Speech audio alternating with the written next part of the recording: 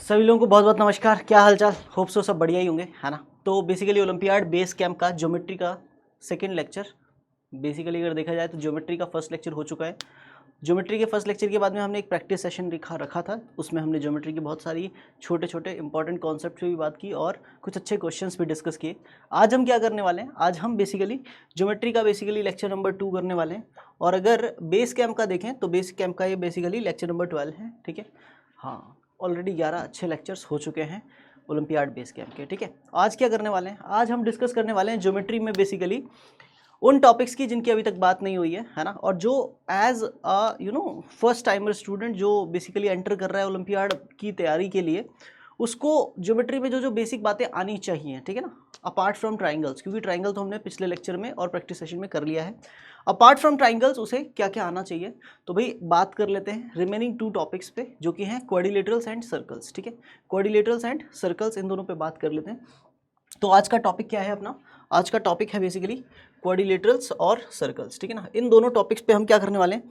खुल के चर्चा करने वाले हैं। और वो भी किस लेवल की चर्चा? उस लेवल की चर्चा जिसमें एनसीईआरटी के जो बेसिकली पॉइंट्स हैं, जो फिंगर टिप्स हैं कि हमें ये बातें याद रखनी है ना। जो टिप्स पे है ना, फिंगर टिप्स पे जो बातें याद रहनी चाहिए कि हाँ सर ऐसा होता है तो ऐसा करते हैं हम, है ना। ये बेसिक जो चीज़ें हैं जो एनसीईआरटी के क्वेश्चंस एज अ प्रॉपर्टी आपको याद रखने होते हैं, वो सारी चीज़ें आज हम क्या करेंगे? डिस्कस करेंगे। कौन कौन से चैप्टर्स की? क्वाड्रिलेटरल्स और सर्कल्स की, ठीक है। और जैसे ये कंप्लीट कर लेंगे हम, तो आप ये समझिए कहीं ना कहीं हमने बेसिक कंप्लीट कर लिया है ना। वो पार्ट हमने कंप्लीट कर लिया है जो हमें ओलंपियाड की तैयारी करने से पहले जो बेसिक हमें आना चाहिए, जो बेस हमारा होना चाहिए, वो हमने कंप्लीट कर लिया है, राइट। तो करते हैं स्टार्ट क्वाड्रिलेटरल्स चैप्टर से, ठीक है ना। तो सबसे पहले क्वाड्रिलेटरल होता क्या है, यहाँ से कहानी शुरू करते हैं, ठीक है। तो भी देखो, क्वाड्रिलेटरल अपने आप में क्या है? एक पॉलीगन है ना। मैंने बताया था कि जब मैंने ट्राइंगल पढ़ाया था तो मैंने बताया था कि पॉलीगन क्या होता है। पॉलीगन बेसिकली एक क्लोज फिगर है which is made up of sides, ठीक है। अगर मैं लाइन सेगमेंट्स का यूज करके एक क्लोज्ड फिगर बनाना चाहूंगा तो सबसे कम साइड्स का जो पॉलीगन बनेगा या सबसे कम साइड्स का जो क्लोज्ड फिगर बनेगा वो होगा 3 साइड्स का, विच इज कॉल्ड ट्राइंगल। और अगर 4 साइड्स कर दें तो 4 साइड्स का जो क्लोज्ड फिगर होगा उसको बोलते हैं क्वाड्रिलेटरल, ठीक है। तो बेसिकली अ क्लोज्ड पॉलीगन, ठीक है, having 4 sides, 4 angles, 4 vertices is called as quadrilateral, ठीक है ना। एक ऐसा क्लोज्ड फिगर है ना जिसमें 4 साइड्स हों, ठीक है ना, 4 साइड्स हों। जैसे एक ये ABCD अपना एक क्वाड्रिलेटरल है, ठीक है ना। ये एक क्लोज फिगर है, इसमें 4 साइड्स हैं, है ना। साइड्स कौन कौन सी हैं? साइड्स इसमें है AB, ठीक है ना, AB, BC, CD और DA, है ना। ये 4 साइड्स हैं। अगर मैं बात करूँ 4 एंगल्स, एंगल्स कौन कौन से हैं? तो एंगल्स साहब angle A, angle B, angle C, angle D, है ना, ठीक है ना साहब। अगर मैं बात करूँ वर्टिसेस की, तो वर्टिसेस कौन कौन से हैं? वर्टिसेस कौन कौन से हैं? तो ABCD, ये 4 वर्टिसेस हैं, ठीक है साहब। ये बेसिकली हमारे क्वाड्रिलेटरल की बात हो गई, बिल्कुल बेसिक वाली, ठीक है। अच्छा, दूसरी बात, इसमें एडजेसेंट वर्टिसेस का मतलब क्या होता है? एडजेसेंट मतलब जो एक ही सेगमेंट पर लाई कर रहे हैं ना। जैसे AB एक लाइन सेगमेंट है तो A और B एक दूसरे के लिए एडजेसेंट वर्टिसेस हैं, ठीक है। A और D भी एक दूसरे के लिए क्या है? एडजेसेंट वर्टिसेस हैं, ठीक है ना। और जो एडजेसेंट नहीं है उनको अपोजिट वर्टिसेस बोला जाता है। क्या बोला जाता है? अपोजिट वर्टिसेस, है ना। तो बेसिकली अगर मैं अपोजिट वर्टिसेस को ज्वाइन करवाऊं, यानी A को C से ज्वाइन करवाऊं या फिर B को D से ज्वाइन करवाऊं, तो मुझे जो 2 लाइन सेगमेंट मिलेंगे वो दोनों लाइन सेगमेंट्स को बोला जाता है डायगोनल्स। क्या बोला जाता है? डायगोनल्स बोला जाता है, ठीक है। तो अगर मैं बात करूंगा डायगोनल्स की, ठीक है, अगर मैं बात करूं कि डायगोनल कौन कौन से हैं, तो डायगोनल के नाम पे हमारे पास आएगा एक तो AC और एक BD, ठीक है। ये दोनों डायगोनल्स होते हैं। अच्छा जी, ये बात भी क्लियर है सर, यहाँ तक भी कोई परेशानी नहीं है। डायगोनल्स का पॉइंट ऑफ इंटरसेक्शन होता होगा कोई? बिल्कुल होता होगा, ठीक है। डायगोनल्स इंटरसेक्ट करते हैं, बिल्कुल करते हैं। अच्छा, क्या ज़रूरी है कि हर एक क्वाड्रिलेटरल के डायगोनल इंटरसेक्ट करें? हैं, क्या ये ज़रूरी है हर एक क्वाड्रिलेटरल के डायगोनल इंटरसेक्ट करें? तो भाई देखो, डायगोनल है ना, पैरेलल तो नहीं हो सकते ना। डायगोनल पैरेलल कभी भी नहीं हो पाएंगे, तो इंटरसेक्ट तो करेंगे, चाहे वैसे ना करें तो इंटरसेक्ट आगे चल के एक्सटेंड करने पे करें, लेकिन करेंगे ज़रूर, ठीक है। अब एक बच्चा बोलेगा सर कैसे, आप कैसे बोल पा रहे हो ये बात? तो भाई ध्यान से सुन, ये एक क्वाड्रिलेटरल है मेरे पास, इसको भी एक क्वाड्रिलेटरल ही बोलेंगे ना आप। ABCD एक क्वाड्रिलेटरल है, ठीक है ना। ये कौन से टाइप का क्वाड्रिलेटरल है? ये कौन से टाइप का क्वाड्रिलेटरल है साहब? तो हम बोलेंगे कि ये अपने आप में एक ऐसा क्वाड्रिलेटरल है जिसका एक इंटीरियर एंगल का मेजरमेंट, जिसका एक इंटीरियर एंगल का मेजरमेंट कितना है, मोर देन 180 डिग्री है। एक इंटीरियर एंगल का मेजरमेंट अगर मोर देन 180 डिग्री होता है तो इस टाइप के क्वाड्रिलेटरल को हम क्या बोल देते हैं साहब, उस टाइप के क्वाड्रिलेटरल को हम कॉन्केव क्वाड्रिलेटरल बोलते हैं, ठीक है। अब ये कॉन्केव क्वाड्रिलेटरल है, ठीक है। इस कॉन्केव क्वाड्रिलेटरल का एक डायगोनल हो जाएगा BD, एक डायगोनल हो जाएगा AC, ठीक है। ये दोनों इंटरसेक्ट कर रहे हैं क्या, नहीं कर रहे, लेकिन एक्सटेंड करने पे इंटरसेक्ट करेंगे, ठीक है। चलिए, होप सो ये बात क्लियर होगी आपको कि कॉन्केव क्वाड्रिलेटरल और कॉन्वेक्स क्वाड्रिलेटरल में डिफरेंस आपको पता चल गया होगा।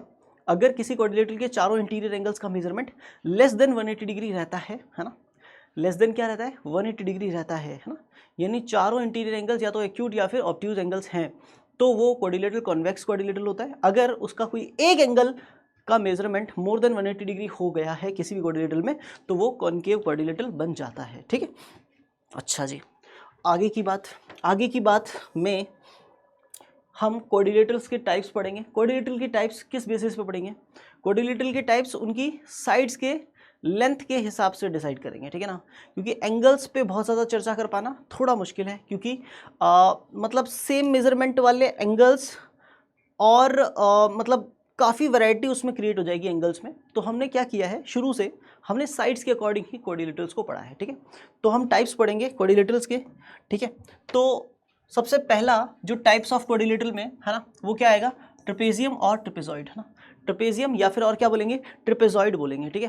ट्रेपेजॉइड क्या है, ट्रेपेजॉइड बेसिकली है ना, जब ओलंपियाड में बाहर वाले जो है ना, हमारे अगर इंडिया को छोड़ दें तो इंडिया के बाहर वाले जो ओलंपियाड्स डिफरेंट कंट्रीज़ में होते हैं, वहाँ पर ट्रेपेजियम को ट्रेपेजिया या फिर ट्रेपेजॉइड बोलते हैं, ठीक है ना। तो बेसिकली ट्रेपेजॉइड क्या होता है ये ध्यान से समझिए। बेसिकली एक ऐसा क्वाड्रिलेटरल जिसका one pair of opposite sides क्या हो, पैरेलल, ठीक है। One pair of opposite sides क्या हो, पैरेलल। एक अगर क्वाड्रिलेटरल ABCD गिवन है, उसका अपोजिट साइड का एक पेयर अगर पैरेलल है, दूसरा पेयर चाहे पैरेलल हो चाहे ना हो, है ना, उसकी बात ही नहीं करनी, सिर्फ one pair of opposite sides अगर पैरेलल है तो ऐसा क्वाड्रिलेटरल जो होगा उसको अपन क्या बोलेंगे, ट्रेपेजियम बोलेंगे, ठीक है। अच्छा जी, दूसरा पेयर कैसा होगा, नॉन पैरेलल होगा। दूसरा पेयर कैसा होगा, नॉन पैरेलल। अगर दूसरा पेयर भी पैरेलल हो जाए तो वो पैरेललोग्राम हो जाएगा साहब, ठीक है। अच्छा जी, तो one pair of opposite sides of a quadrilateral is parallel, then the quadrilateral is called trapezium, ठीक है। जैसे ABCD अपने को गिवन है, तो अगर मैं बोल दूं कि AB किसके पैरेलल है साहब, CD के, है ना। तो जैसे ये one pair of opposite side parallel हुए, कुछ बातें क्लिक कर जानी चाहिए, जो कि ज्योमेट्री लेक्चर 1 में बताया गया था कि जब भी दो पैरेलल साइड्स को एक ट्रांसवर्सल इंटरसेक्ट कर दिया तो को इंटीरियर एंगल्स का जो सम होता है वो 180 डिग्री हो जाता है। को इंटीरियर एंगल्स का सम कितना हो जाता है, 180 डिग्री हो जाता है। यानी यहाँ से ये बात क्लिक कर जानी चाहिए कि angle A plus angle D कितना हो जाना चाहिए, 180 डिग्री हो जाना चाहिए, ठीक है। एंगल B और एंगल C का सम कितना हो जाना चाहिए साहब, ये भी 180 डिग्री हो जाना चाहिए, ठीक है ना साहब। ये बातें बहुत नॉर्मल सी बातें हैं, है ना, जिनकी ज़रूरत ऐसे कोई बता के इनको यूज़ नहीं करता, बस यूज़ कर लेते हैं, बताने की ज़रूरत नहीं है। ये बहुत कॉमन सी बात है कि अगर AB पैरेलल DC है तो angle A plus angle D 180 होगा, तो इसको थीटा मान के इसको तुरंत 180 माइनस थीटा लिख करके क्वेश्चन को सॉल्व करने की तरफ आगे हम बढ़ जाते हैं, ठीक है। चलिए बढ़ते हैं आगे, इसकी प्रॉपर्टीज़ पे बात करते हैं, ठीक है। तो कुछ इंपॉर्टेंट प्रॉपर्टीज़ की बात करने की दिशा में बढ़ रहे हैं, ठीक है।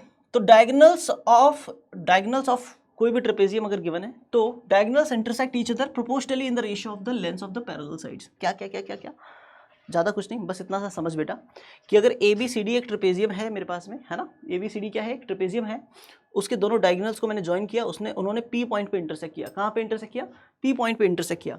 तो क्योंकि one pair of sides parallel हैं, दैट्स वाई मैं ये बोल सकता हूँ कि एंगल 1 जो है वो एंगल 2 के बराबर होगा, एंगल 3 जो है वो एंगल 4 के बराबर होगा। तो मैं ये बोल सकता हूँ कि ट्राइंगल PAB जो होगा, है ना, या APB जो होगा, ट्राइंगल जो APB होगा वो सिमिलर होगा, APB जो होगा वो सिमिलर होगा CPD के, ना, किसके सिमिलर होगा, CPD ट्राइंगल के सिमिलर होगा। और जब दोनों ट्राइंगल सिमिलर होंगे तो सिंपल भाषा में ये बोला जा सकता है कि साइड्स का रेशियो प्रोपोर्शनल होगा। यानी मैं ये बोल सकता हूँ कि जो रेशियो AP और CP का रहेगा, है ना, जो AP और PC का रेशियो रहेगा, वही रेशियो BP और DP का रहेगा, ठीक है ना साहब, वही रेशियो BP और DP का रहेगा, और वही रेशियो AB और CD का रहेगा, ठीक है ना साहब।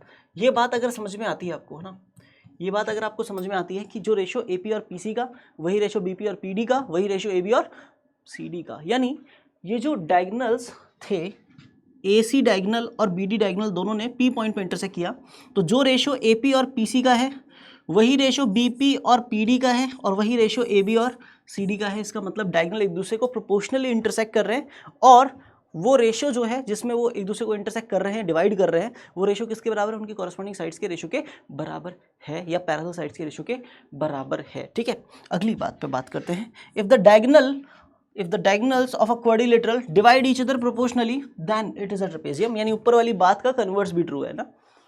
अगर किसी सिचुएशन में ऐसा हो जाए कि कोई भी एक रैंडम रोड पे चलने वाला ट्राइंगल आके आपको ये बोले कि भाई देख लो ध्यान से, मेरे जो डायगोनल हैं वो दोनों एक दूसरे को प्रोपोर्शनली डिवाइड कर रहे हैं, तो डायरेक्टली बोलो कि हाँ भाई तू सिंपल क्वाड्रिलेटरल नहीं है, तू डिजर्व करता है कि तुझे ट्रेपेजियम बोला जाए। ठीक है, अगली बात, any line parallel to the parallel sides of a trapezium divides the non parallel sides proportionally. ये बहुत अच्छी अमेजिंग बात है ना, कि अगर एक ट्रेपेजियम गिवन है आपको, है ना, एक ट्रेपेजियम गिवन है आपको, ठीक है, ABCD, ठीक है ना साहब, ये एक ABCD ट्रेपेजियम आपको गिवन है और क्या किया हमने, इसकी जो पैरेलल साइड्स है ना साहब, इसकी जो पैरेलल साइड्स है ना AB और CD, उसी के पैरेलल हमने एक लाइन ड्रॉ कर दी। ठीक है, AB और CD जो दोनों पैरेलल साइड्स हैं उन्हीं के पैरेलल हमने एक लाइन ड्रॉ कर दी, है ना। वो क्या कर रही है, नॉन पैरेलल साइड्स को दो अलग अलग पॉइंट्स E और F पर इंटरसेक्ट कर रही है।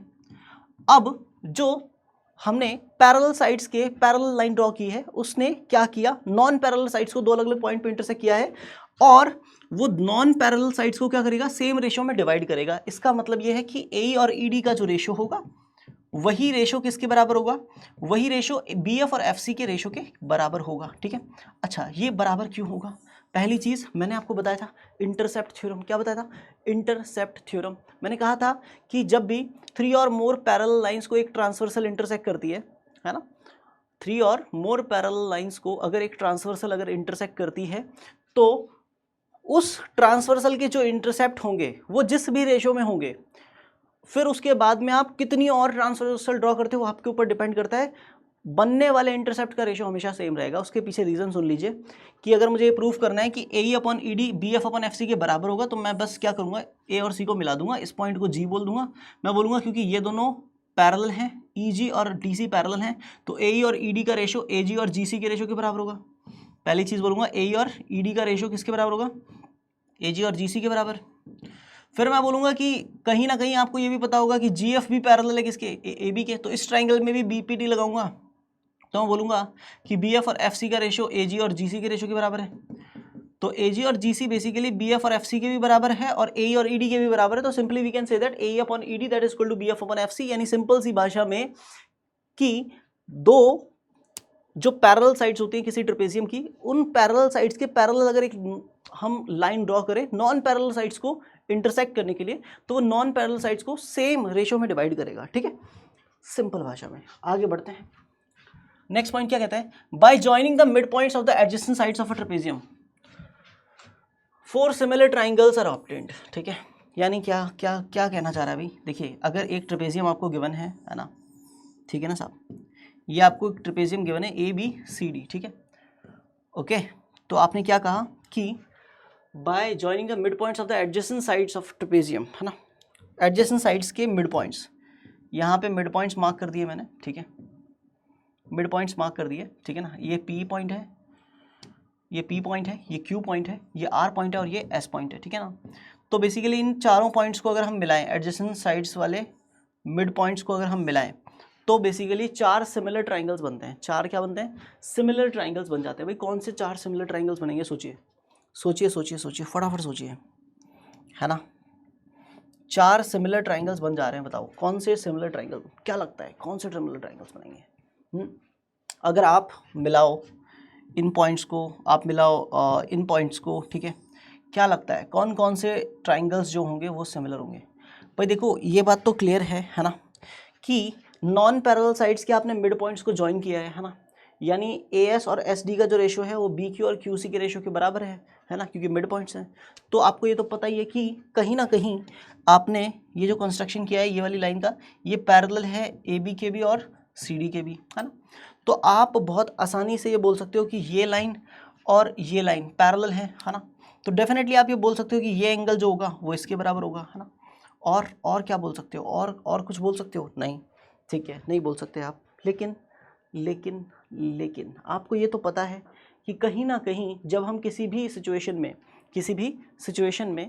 किसी भी क्वाड्रिलेटरल के साइड्स के मिड पॉइंट्स को ज्वाइन करते हैं तो हमें ये तो आइडिया होता है कि कहीं ना कहीं हमने जो कंस्ट्रक्शन किया है उस कंस्ट्रक्शन से हमें क्या मिलेगा सीखने को? हमें ये सीखने को मिलेगा कि पी क्यू जो है वो पैरेलल होगा किसके? AC के, और आर एस भी पैरेलल होगा किसके? AC के। तो बेसिकली ये और ये पी क्यू और आर एस दोनों एक दूसरे के क्या होते हैं? पैरेलल होते हैं, है ना। पी क्यू और आर एस क्या होते हैं? एक दूसरे के पैरेलल। सिमिलरली हम अगर बी डी को मिला देते हैं तो हमें पता चलता है कि जो बेसिकली ये वाला पी एस है वो बी डी के पैरेलल है और वो पैरेलल है क्यू आर के। यानी पी क्यू आर एस जो क्वाड्रिलेटरल बनता है किसी भी क्वाड्रिलेटरल की साइड्स के मिड पॉइंट्स को ज्वाइन करने पर, है ना। तो जो क्वाड्रिलेटरल बनेगा, क्वाड्रिलेटरल कब बनेगा? जब आप किसी क्वाड्रिलेटरल के साइड्स के मिड पॉइंट्स को ज्वाइन करोगे। एडजेसेंट साइड्स के मिड पॉइंट को जब आप ज्वाइन करते हो आओगे तो क्वाड्रिलेटरल बनेगा, और वो क्वाड्रिलेटरल हमेशा पैरेललोग्राम होता है। तो ये पैरेललोग्राम जो बना, इस पैरेललोग्राम की खास बात है। पैरेललोग्राम की क्या है? खास बात है ना। पैरेललोग्राम की क्या खास बात है भाई? पैरेललोग्राम की खास बात ये होती है कि उसका डायगोनल जो है ना उसे 2 कॉन्ग्रुएंट ट्रायंगल्स में डिवाइड करता है, ठीक है ना। तो आप ये समझिए कि अगर ये पैरेललोग्राम है, ये साइड पैरेलल है इसके और ये साइड है पैरेलल इसके, ठीक है। तो डेफिनेटली आप ये बोल सकते हो कि ये एंगल बराबर होगा इसके, ठीक है ना। 1 बराबर होगा 2 के, 3 बराबर होगा 4 के। आप इन दोनों को सिमिलर बोल सकते हो, है ना। एज इट इज इन दोनों को भी सिमिलर बोल सकते हो। क्लियर? वो आपकी चॉइस है, आप कैसे बोलना चाहते हो। तो 4 सिमिलर ट्रायंगल्स बन जाते हैं, ठीक है। ये ई पॉइंट है। If a trapezium is inscribed in a circle, then it is an isosceles trapezium with equal non-parallel sides. Simple भाषा में अगर मान लो बेटा एक सर्कल के अंदर इंस्क्राइब्ड है कौन? एक ट्रेपेजियम, ठीक है ना। तो ट्रेपेजियम को सर्कल के अंदर अगर इंस्क्राइब होना है तो उसके पीछे रीज़न क्या होना चाहिए तो मैं बता देता हूँ आपको।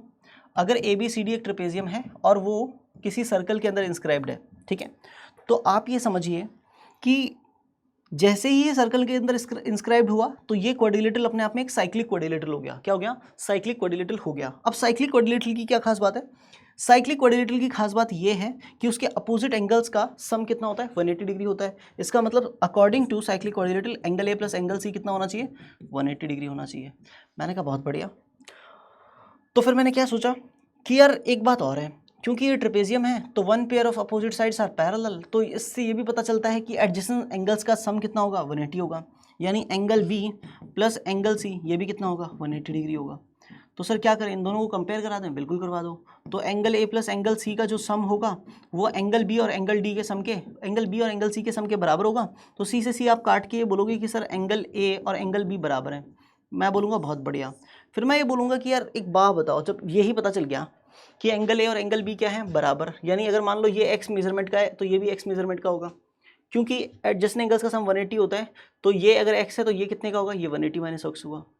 ये अगर एक्स है तो ये कितने का होगा? ये 180 माइनस एक्स होगा। तो कहने का मतलब ये ABCD एक ऐसा ट्रेपेजियम बन गया जिसके एंगल ए और एंगल बी बराबर है और एंगल सी और एंगल डी बराबर है ना। 1 पेयर ऑफ एडजेसेंट एंगल्स की मेजरमेंट बराबर है, other pair of adjacent angles का सम भी other pair of adjacent angles की वैल्यू भी क्या है? बराबर है। इसका मतलब ABCD एक ऐसा ट्रेपेजियम बन चुका है ना, जो कि एक पर्टिकुलर लाइन जो कि पैरेलल साइड्स के बिल्कुल मिड से जाती है, दोनों पैरेलल साइड्स के मिड से जाती है, उस लाइन के अलोंग ये क्वाड्रिलेटरल बिल्कुल सिमेट्रिकल हो गया है ना। ये ट्रेपेजियम क्या है? बिल्कुल सिमेट्रिकल। जब किसी एक लाइन ऑफ सिमेट्री के अलोंग, है ना, ट्रेपेजियम बिल्कुल सिमेट्रिक होने लग जाए तो ऐसे ट्रेपेजियम को आइसोस्केलस ट्रेपेजियम बोलते हैं। और इसकी क्या खास बात होती है? इसकी नॉन पैरेलल साइड्स की लेंथ बराबर होती है। इसकी नॉन पैरेलल साइड्स की लेंथ क्या होती है? बराबर होती है। पैरेलल साइड्स तो पैरेलल है ही, नॉन पैरेलल साइड्स की लेंथ बराबर हो जाती है। अगर ये 10 सेंटीमीटर लेंथ है तो ये भी 10 सेंटीमीटर लेंथ होगी। नेक्स्ट पॉइंट, एफ पॉइंट, है ना।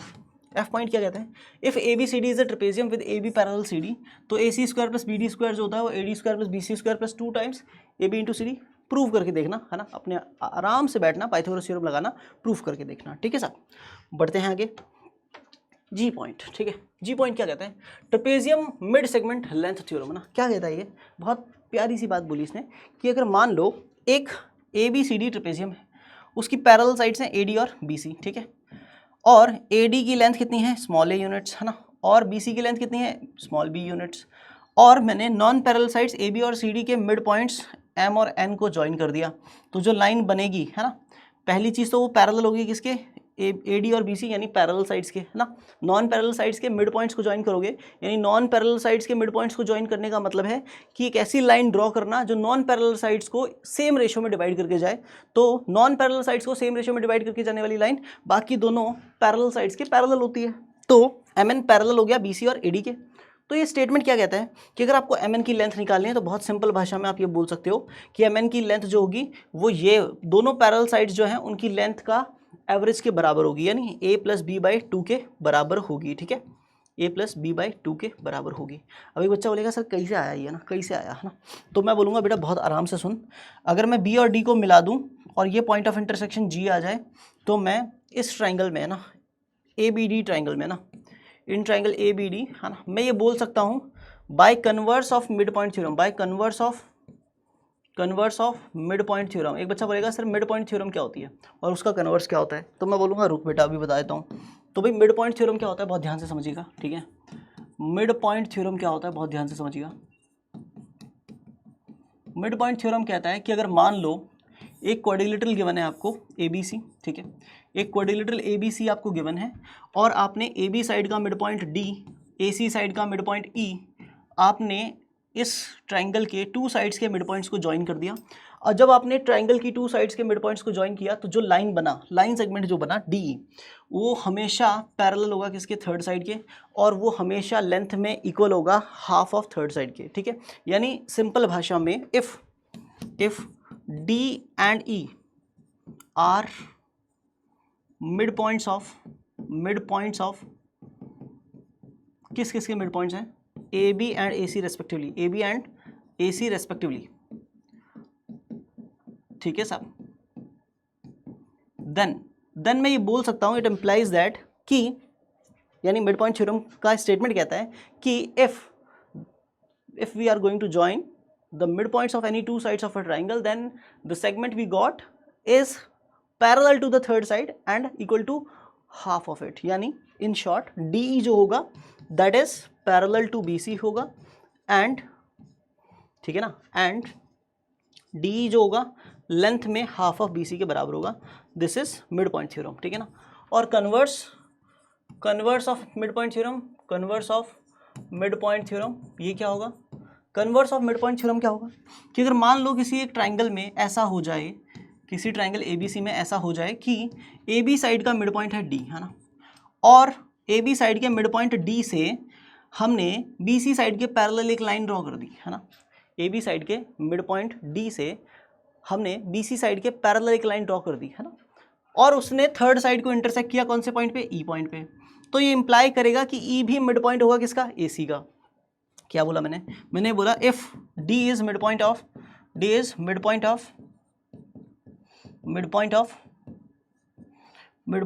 AB and D is drawn parallel to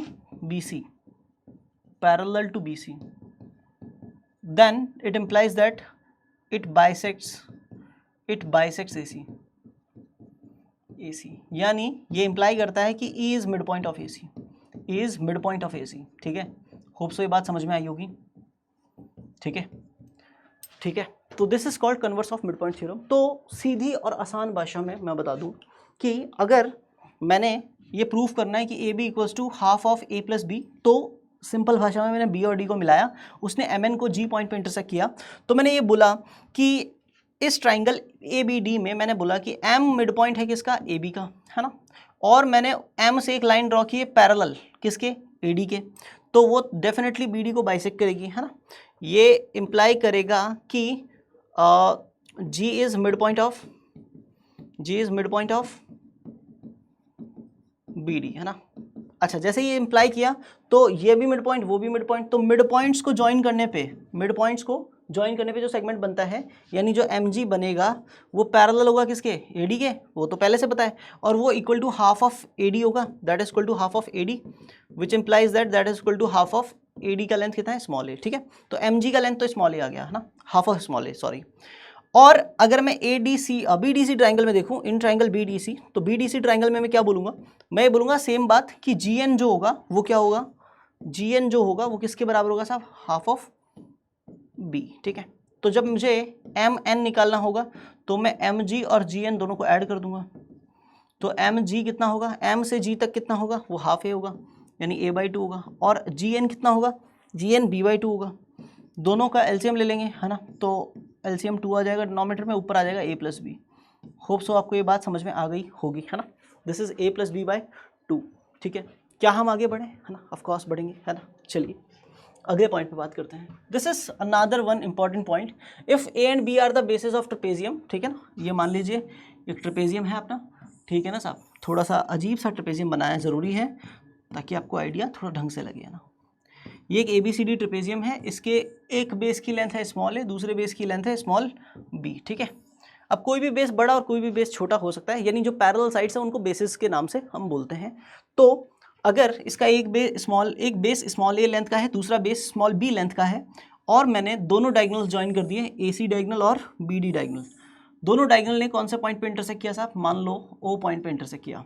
फिर मैंने बोला कि AC डायगोनल का मिड पॉइंट है M और BD डायगोनल का मिड पॉइंट है N। तो जैसे ही मैं M और N को ज्वाइन करूंगा, जैसे ही मैं M और N को ज्वाइन करूंगा, ठीक है, जैसे ही मैं M और N को ज्वाइन करूंगा, ठीक है ना, तो M और N को ज्वाइन करने पे जो सेगमेंट बनेगा, है ना, उसकी जो लेंथ होगी, यानी डायगोनल्स के मिड पॉइंट्स के बीच में जो डिस्टेंस होगी, ट्रेपेजियम के डायगोनल्स के मिड पॉइंट्स के बीच में जो डिस्टेंस होगी, वो डिस्टेंस जो होगी वो किसके बराबर होगी, वो हाफ मॉड दोनों पैरेलल साइड्स के डिफरेंस यानी A - B के हाफ के बराबर होगी, ठीक है साहब। This is so called distance between the diagonals, mid points of the diagonals, ठीक है, ऑफ अ ट्रेपेजियम, ठीक है। इसको भी आप प्रूफ कैसे कर सकते हो, इसको भी आप प्रूफ कर सकते हो कैसे, इस MN को इधर एक्सटेंड करके, है ना, MN को इधर एक्सटेंड करके आप प्रूफ कर सकते हो, है ना, इसको E पॉइंट, इसको F पॉइंट बोल के, ठीक है ना, आप बहुत आसानी से इसको मिड पॉइंट थ्योरम से प्रूफ कर सकते हो, ठीक है। चलिए बढ़ते हैं आगे नेक्स्ट पॉइंट की तरफ, ठीक है।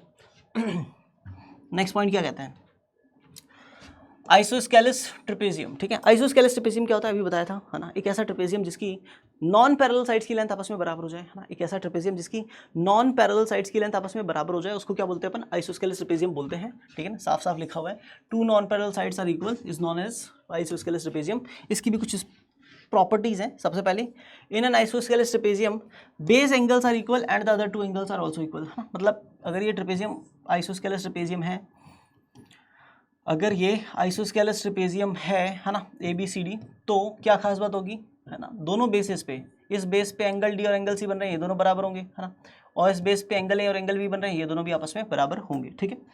अगली बात अगर मैं करूं, since a pair of sides is parallel, ठीक है, therefore each lower base angle is supplementary to the each upper base angle on the same side, मतलब कुल मिला के एंगल A और एंगल D का सम 180 होता है, ये तो आपको पहले से पता है, ठीक है। अगली बात है the diagonals of an isosceles trapezium are equal, मतलब ये इंपॉर्टेंट है, दोनों डायगोनल्स की लेंथ बराबर होगी, यानी AC डायगोनल और BD डायगोनल दोनों की लेंथ क्या होगी, बराबर होगी, है ना, क्योंकि डायग्राम पूरा सिमेट्रिकल है ना, तो जो डिस्टेंस ऐसे होगी वही डिस्टेंस वैसे होगी, ठीक है। अच्छा जी, if the diagonals of a trapezium are equal then it is an isosceles trapezium. किसी भी रैंडम रोड पे चलते हुए क्वाड्रिलेटरल ने अगर ये प्रॉपर्टी दिखा दी अपने अंदर कि सर मेरे दोनों डायगोनल की लेंथ बराबर है, तो उसको हम आइसोस्केलेस ट्रेपेजियम बोल सकते हैं, ठीक है। चलिए साहब बढ़ते हैं आगे, है ना, मतलब रोड पे चलता हुआ ट्रेपेजियम में, है ना, उसके डायगोनल बराबर तो आइसोस्केलेस ट्रेपेजियम, ठीक है। ई पॉइंट क्या कहता है, इन एन आइसोस्केलेस ट्रेपेजियम, है ना, बेसिकली उसको हम एक सर्कल के अंदर इंस्क्राइब कर सकते हैं, यानी इन शॉर्ट अगर हम आइसोस्केलेस ट्रेपेजियम है तो उसको साइक्लिक ट्रेपेजियम भी बोल सकते हैं ना, आइसोस्केलेस ट्रेपेजियम को साइक्लिक ट्रेपेजियम बोल सकते हैं, ठीक है। आइसोस्केलेस ट्रेपेजियम को साइक्लिक ट्रेपेजियम बोला जा सकता है अगर ABCD एक ट्रेपेजियम है ना, और वो साइक्लिक है तो वो आइसोस्केलेस होगा, और अगर ABCD एक साइक्लिक ट्रेपेजियम है तो उसको आइसोस्केलेस बोलेंगे, ठीक है। अच्छा जी, नेक्स्ट पॉइंट पे बात कर लेते हैं। नेक्स्ट पॉइंट इज पैरेललोग्राम, ठीक है। ये हीरो है बेसिकली, है ना, ये क्या है, हीरो है बेसिकली इस पूरे, है ना, पूरे इस पार्ट का, है ना, हाँ, क्वाड्रिलेटरल पूरे पार्ट का हीरो कौन है, पैरेललोग्राम है ना। क्यों है पैरेललोग्राम, क्योंकि आप देखेंगे बहुत सारे बढ़िया बढ़िया शानदार सवाल है ना पैरेललोग्राम में, है ना, एरिया से रिलेटेड तो भर भर के आते हैं ना, ठीक है। तो बेसिकली ये हीरो है इस चैप्टर का, ठीक है। क्या कहते हैं इसमें कि अगर मान लो कोई क्वाड्रिलेटरल है ABCD, है ना, और अपोजिट साइड के दोनों पेयर, है ना, यानी ए बी और डी सी आपस में पैरेलल और ए डी और बी सी आपस में पैरेलल, ठीक है। अपोजिट साइड के दो ही पेयर होंगे, ए बी और डी सी, है ना। एक पहला पेयर तो ये हो गया और दूसरा ए डी और बी सी, है ना। हाँ, तो ये जो अपोजिट साइड्स के पेयर हैं ये अगर आपस में पैरेलल हो तो ऐसे क्वाड्रिलेटरल को अपन पैरेललोग्राम बोल देते हैं, ठीक है। इसकी क्या क्या प्रॉपर्टीज़ हैं? प्रॉपर्टीज़ बहुत सारी आपको पता होंगी। अपोजिट साइड्स जो होती हैं पैरेललोग्राम की बराबर होती हैं, अपोजिट एंगल्स जो होते हैं वो बराबर होते हैं, sum of adjacent angles is equal to 180 degree. उसके पीछे रीज़न आपको पता ही है, क्योंकि ये दोनों साइड्स पैरेलल हैं तो इन दोनों एंगल्स का सम कितना होगा? 180 डिग्री होगा। क्योंकि ये दोनों साइड्स पैरेलल हैं तो ये और ये एंगल का सम भी कितना होगा? 180। और एंगल एंगल सी बराबर होते हैं, एंगल बी एंगल डी बराबर होते हैं, ठीक है। अच्छा, sum of adjacent angles is equal to 180 degree, बात रिपीट हो गई। The bisector of any two consecutive angles intersect at right angles. ये तो बहुत बहुत बहुत जेन्युइन बात है। क्या है कि अगर मान लो ये जो अपना ABCD ट्रेपेजियम पैरेललोग्राम गिवन है, एंगल ए का बाइसेक्टर और एंगल बी का बाइसेक्टर अगर मान लो किसी पॉइंट P पर इंटरसेक्ट कर रहे हैं ना, तो अगर ये एंगल ए को बाइसेक्टर क्या रहा है तो ये वाला एंगल भी x होगा, ये वाला भी x होगा, बहुत बढ़िया। और एंगल बी को बाइसेक्ट करते हुए आ रहा है तो ये एंगल अगर y होगा तो ये भी y होगा, बहुत बढ़िया। तो इसका मतलब एंगल ए और एंगल बी, है ना, दोनों को अगर जोड़ें तो आपको पता है दोनों एडजेसेंट एंगल्स है, दोनों का सम 180 होगा। इसका मतलब एंगल ए मतलब 2x, एंगल बी मतलब 2y, दोनों को जोड़ा दैट इज 180। तो यहाँ से 2 कॉमन लेके डिवाइड में फेंक दिया तो x plus y that is equal to 180/2 यानी 90 डिग्री हो जाएगा। और जैसे x प्लस वाई 90 डिग्री हो जाएगा इसका मतलब है कि इन ट्राइंगल PAB, है ना, इन ट्राइंगल PAB हम क्या बोल सकते हैं? इन ट्राइंगल PAB हम क्या बोल सकते हैं? तीनों एंगल्स का सम 180 होगा। तो एक एंगल x है, दूसरा एंगल y है, तीसरा एंगल APB है, दोनों का तीनों का सम 180 है। तो x प्लस वाई की वैल्यू कितनी रखेंगे? 90। तो 90 उधर जाके माइनस होगा तो एंगल APB क्या बनेगा? 90 डिग्री बन जाएगा। इसका मतलब हम सिंपल भाषा में ये बोल सकते हैं बेटा कि जब भी किसी ट्रेपेजियम या बार बार में ट्रेपेजियम नाम आ रहा है, जब भी किसी पैरेललोग्राम के दो एडजेसेंट एंगल्स के बाइसेक्टर इंटरसेक्ट करेंगे, है ना, तो वो कहाँ पे इंटरसेक्ट करेंगे? राइट एंगल पे इंटरसेक्ट करेंगे। कहाँ पे इंटरसेक्ट करेंगे? राइट एंगल पर इंटरसेक्ट करेंगे, ठीक है। ये बात याद रहे। बढ़ते हैं आगे नेक्स्ट पॉइंट की तरफ, ठीक है। हाँ, नेक्स्ट पॉइंट क्या कहता है? The internal angle bisector of all the angles of a parallelogram form a rectangle, है ना। मतलब क्या है? एक डायग्राम बना के दिखा दूँ, है ना, बड़ा डायग्राम बना के देख लेते हैं, है ना। जैसे मान लो एक अपना ये बेसिकली पैरेललोग्राम है ना, ठीक है ना साहब, ABCD पैरेललोग्राम है अपना ना, ठीक है। इतना बड़ा डायग्राम क्यों बनाया? ताकि आराम से दिखे आप लोगों को ना, दिखना चाहिए ना, चमकेगा कब? जब दिखेगा, बिना दिखे कुछ नहीं चमकता ना। तो ये फर्स्ट एंगल ए का बाइसेक्टर है, ठीक है ना साहब। ये एंगल डी का बाइसेक्टर है, ठीक है ना साहब।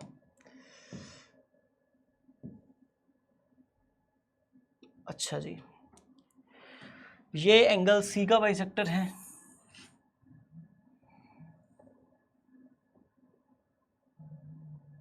ठीक है ना साहब।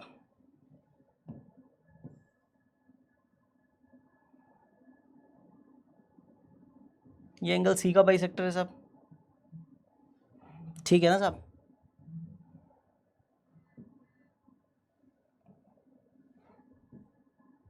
ठीक है, और ये एंगल बी का बाइसेक्टर है, ठीक है साहब। ओ तेरी, गजब हो गया साहब, गजब हो गया, गजब हो गया, गजब। बहुत ज़्यादा डायग्राम नीचे आ गया ना, क्या लगता है? देख रहा है विनोद कैसे बेवकूफ़ बनाया जा रहा है ना। चलो, तो बहुत ज़्यादा एग्जैक्ट बनाने की कोशिश अगर करेंगे हम तो वही होगा जो भी हुआ था, है ना। तो बहुत ज़्यादा एग्जैक्ट बनाने से बढ़िया है सिर्फ डायग्राम बना लेते हैं, है ना। कुछ बातें हमें सीखनी ही होंगी, है ना, कि ज़्यादा मजाक तो मशीन को भी बर्दाश्त नहीं है, सही है ना। ठीक है साहब, है ना। मैंने एंगल ए का बाइसेक्टर ड्रॉ किया, एंगल बी का बाइसेक्टर, एंगल सी का बाइसेक्टर और एंगल डी का बाइसेक्टर, चारों बाइसेक्टर मैंने ड्रॉ कर लिया, ठीक है। एंगल ए का बाइसेक्टर जैसे ड्रॉ किया तो ये जो एंगल आया ये a/2 आया और ये एंगल भी कितना आया? a/2 आया, ठीक है। एज इट इज़ अगर ये बाइसेक्टर है, ये एंगल b/2 है तो ये भी b/2 होगा, ठीक है। एज इट इज़ ये एंगल c/2, ये भी एंगल c/2, ठीक है। ठीक है, बहुत शाबाश। जब बाइसेक्टर ड्रॉ ही कर रहे हैं तो इक्वल 2 पार्ट्स में डिवाइड करके जाएगा, ये तो फॉर श्योर बात क्लियर है ना। अच्छा, किसी भी सिचुएशन में अगर मैं बोलता हूं कि A P B Q C R और डी एस ये चारों एंगल बाइसेक्टर है angle A B C D के किसी भी पैरेललोग्राम में, तो डेफिनेटली जब मैं ये बोलूँगा कि ये एंगल कितना होगा, तो ये बेसिकली ये एंगल जो है वो ट्राइंगल ए क्यू बी का एक्सटीरियर एंगल है। एक्सटीरियर एंगल जो होता है वो इंटीरियर टू अपोजिट एंगल्स के सम के बराबर होता है, यानी इन दोनों के सम के बराबर होगा, तो ये एंगल हो जाएगा a/2 प्लस b/2। ठीक है सर, तो आपको पता था ना angle A plus angle B, क्योंकि एडजेसेंट एंगल्स हैं, एडजेसेंट एंगल्स का सम कितना होता है 180 डिग्री। तो यहाँ से ये बात तो क्लियर है कि अगर सब में 2 का डिवाइड कर दूँ, इधर भी इधर भी इधर भी, तो ये बात तो समझ में आ जाएगी कि angle a/2 plus angle b/2 that is equal to कितना हो जाएगा 90 डिग्री। यानी यहाँ पे समझने वाली बात यह है कि ये एंगल 90 डिग्री का हो गया। ठीक है, एज इट इज ये वाला एंगल कितने का हो गया, ये वाला एंगल कितने का हो गया, ये वाला एंगल हो गया c/2 प्लस d/2, है ना। अच्छा जी, तो ये भी कितना हो जाएगा 90 डिग्री, क्योंकि एडजेसेंट एंगल्स के सम का हाफ कर रहे हो आप, 90 डिग्री आएगा। एज इट इज ये एंगल कितने का हो जाएगा, है ना, यहाँ पे कुछ गलत लिखा है ना, ये एंगल जो होगा वो c/2 प्लस d/2, और ये एंगल कितने का होगा, ये एंगल होगा d/2 प्लस a/2, राइट, ये एंगल होगा d/2 प्लस a/2 ना, तो ये भी कितने का हो जाएगा 90 डिग्री का। एज इट इज ये एंगल कितने का होगा, ये एंगल बेसिकली इन दोनों एंगल्स के सम के बराबर है, यानी b/2 प्लस c/2, तो b/2 plus c/2 adjacent angles के सम का हाफ यानी 90 डिग्री, ये भी होगा। यानी किसी क्वाड्रिलेटरल के अगर चारों इंटीरियर एंगल्स को आप 90 90 90 90 शो कर दोगे तो क्या होगा, वो रेक्टेंगल ही तो होगा, और क्या होगा, है ना। ठीक है सर, तो ये बात क्लियर होनी चाहिए कि बाइसेक्टर जो होंगे इंटरनल एंगल के वो रेक्टेंगल सबटेंड करते हैं ना। अच्छा जी, a diagonal of a parallelogram divides into 2 congruent triangles, ये अगर आपने 9th क्लास की एनसीईआरटी पढ़ी है, 8वां चैप्टर पढ़ा है क्वाड्रिलेटरल्स, तो उसमें पहली थ्योरम यही आती है ना, कि किसी भी सिचुएशन में जो पैरेललोग्राम का डायगोनल होता है वो उसे 2 कॉन्ग्रुएंट ट्रायंगल्स में डिवाइड करता है। इसको आप प्रूव भी कर सकते हैं बहुत आसानी से, है ना। बढ़ते हैं आगे। हाँ जी, अगला पॉइंट आता है रेक्टेंगल। रेक्टेंगल क्या कहता है साहब, है ना, रेक्टेंगल क्या कहता है ना, रेक्टेंगल पे बात कर देते हैं। ठीक है, रेक्टेंगल कहता है कि इन वन बेसिकली अगर किसी भी क्वाड्रिलेटरल एबीसीडी में अगर कोई एक एंगल कितने का हो जाए 90 का हो जाए, किसी पैरेललोग्राम का अगर एक एंगल 90 का हो जाए, किसी भी पैरेललोग्राम का अगर एक एंगल कितने का हो जाए 90 डिग्री का हो जाए, तो उससे क्या होगा, क्योंकि पैरेललोग्राम के अपोजिट एंगल बराबर हैं तो एक 90 मतलब उसके सामने वाला भी 90, और एडजेसेंट एंगल्स का सम 180 होता है तो एक 90 तो उसके साथ वाला भी 90, तो बेसिकली चारों ही एंगल कितने के हो जाएंगे 90 90 90 90 के हो जाएंगे, और वो बन जाएगा रेक्टेंगल। ठीक है, अब सर रेक्टेंगल की क्या क्या प्रॉपर्टीज़ हैं, तो भाई रेक्टेंगल की प्रॉपर्टीज़ जो हैं वो बेसिकली पैरेललोग्राम में जो जो प्रॉपर्टीज़ आपको पता थी ना वो सारी रेक्टेंगल में एप्लीकेबल होंगी, प्लस इसमें कुछ एक्स्ट्रा प्रॉपर्टीज़ भी आ जाएंगी, है ना। जैसे opposite sides are parallel and equal, ये पैरेललोग्राम से मिल गया। Each angle of rectangle is 90 degree, ये इसका खुद की प्रॉपर्टी है एक्स्ट्रा, है ना। The diagonals are equal and bisects each other, तो इसमें ये डायगोनल बाइसेक्स ईच अदर, ये तो बेसिकली पैरेललोग्राम से आया है, और ये डायगोनल्स की लेंथ इक्वल है, वो है उसका रीजन है क्योंकि इसका हर एक एंगल 90 डिग्री का हो गया, इसलिए डायगोनल्स इक्वल है। ठीक है, when a rectangle is inscribed in a circle then the diameter of the circle is equal to the diagonal of the rectangle। अगर किसी भी सिचुएशन में, है ना, एक रेक्टेंगल है आपका, है ना, ठीक है ना साहब, वो अगर एक सर्कल के अंदर इंस्क्राइब्ड है तो उस rectangle A B C D का, है ना, जो सर्कम सर्कल होगा उस सर्कम सर्कल का जो डायमीटर होगा बेसिकली वो इस रेक्टेंगल के डायमीटर डायगोनल के लेंथ के बराबर होगा। यानी कुल मिला के सिंपल सी भाषा में कि रेक्टेंगल का जो डायगोनल होता है वो कहाँ से पास करता है, सेंटर से पास करता है सर्कमस्क्राइबिंग सर्कल के, है ना। और उसके पीछे रीज़न ये है क्योंकि ये 90 डिग्री का एंगल है, तो ये इंप्लाई करेगा 90 डिग्री का एंगल कौन सा आर्क सबटेंड करता है साहब, सेमी सर्कुलर आर्क सबटेंड करता है। और सेमी सर्कुलर आर्क अगर ये ADC अगर एक सेमी सर्कुलर आर्क है तो डेफिनेटली इसका जो A और C वाला जो बेसिकली A और C को मिलाने वाला जो कॉर्ड है बेसिकली वो सेंटर से पास होगा, ये फॉर श्योर बात है। ठीक है, अगली बात, the figure formed by joining the mid points of the adjacent sides of a rectangle is rhombus. Rectangle की साइड्स के मिड पॉइंट्स को अगर ज्वाइन करें, रेक्टेंगल की साइड्स के मिड पॉइंट्स को मार्क करने के बाद में एडजेसेंट मिड पॉइंट्स को ज्वाइन करते हुए जाएं तो एक जो क्वाड्रिलेटर बनेगा वो क्या होगा, रोम्बस होगा। हमेशा याद रखने वाली बातें हैं। अगली बात, this is British flag theorem, है ना। क्या होता है ब्रिटिश फ्लैग थ्योरम, भाई ब्रिटिश फ्लैग जैसा दिखता है आपको वैसा सा ही डायग्राम कई बार ऐसा बन जाता है ना।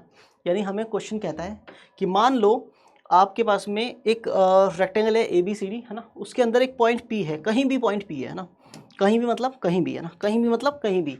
जैसे मान लो ये रेक्टेंगल है ना, तो बोलता है कि अगर सर यहाँ पे एक पॉइंट पी है आपके पास में ना, ये यहाँ पे पॉइंट पी है आपके पास में, मान लो ना, ठीक है, यहाँ पे पॉइंट पी है और ये आपका रेक्टेंगल जो है उसका नाम है ABCD, ठीक है। अच्छा जी, तो अगर मान लो सर हम P को A से मिला दें, P को B से मिला दें, P को C से मिला दें, P को D से मिला दें, मतलब P से मिला दें, है ना। तो बेसिकली जो ये डिस्टेंसेस होंगी ना, PA, PB, PC और PD, यानी इस पॉइंट P जो कि इनसाइड है किसके, रेक्टेंगल के, उस पॉइंट P की बेसिकली जो डिस्टेंसेस है चारों वर्टिसेस से, उनमें एक रिलेशन होता है। क्या रिलेशन होता है? रिलेशन बहुत सिंपल है याद रखने के लिए, कि जो PA square plus PC square होगा वो PB square plus PD square के, है ना, सम के बराबर होगा। क्या क्या क्या क्या क्या, कि जो PA स्क्वायर होगा और जो PC स्क्वायर होगा, उन दोनों का सम PB स्क्वायर और PD स्क्वायर दोनों के सम के बराबर होगा, ठीक है। This is known as British flag theorem, है ना। जनरली हम बहुत सारी प्रॉब्लम्स कभी कभी ऐसी दिखती हैं रेक्टेंगल से रिलेटेड जिनमें हम ये यूज़ करते हैं, ठीक है। कई बार रेक्टेंगल नहीं भी होता है ना, तो हम एक्सटेंड करके रेक्टेंगल बनाते हैं ब्रिटिश फ्लैग थ्योरम यूज़ करने के लिए, ठीक है। अच्छा जी, इसको प्रूव कैसे कर सकते हैं? तो इसको प्रूव करने के लिए चारों साइड्स के ऊपर ऑल्टीट्यूड ड्रॉ करेंगे हम, है ना, ठीक है।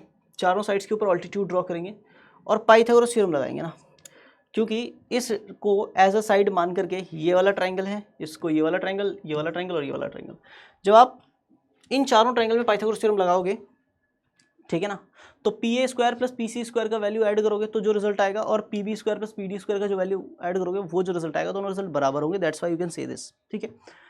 बढ़ते हैं आगे नेक्स्ट पॉइंट की तरफ, ठीक है। नेक्स्ट पॉइंट है रोम्बस, ठीक है। रोम्बस क्या होता है साहब? तो रोम्बस बेसिकली क्या है? रोम्बस बेसिकली ऐसा क्वाड्रिलेटरल है ना, या ऐसा पैरेललोग्राम है जिसकी एडजेसेंट साइड्स की लेंथ भी बराबर है ना। आपको पता है पैरेललोग्राम की अपोजिट साइड्स की लेंथ बराबर थी, है ना। अगर पैरेललोग्राम की एडजेसेंट साइड्स की लेंथ बराबर हो जाए, एडजेसेंट साइड कौन सी होती है सर? एडजेसेंट साइड कौन सी होती है? जो एक ही वर्टेक्स से पास होती है ना।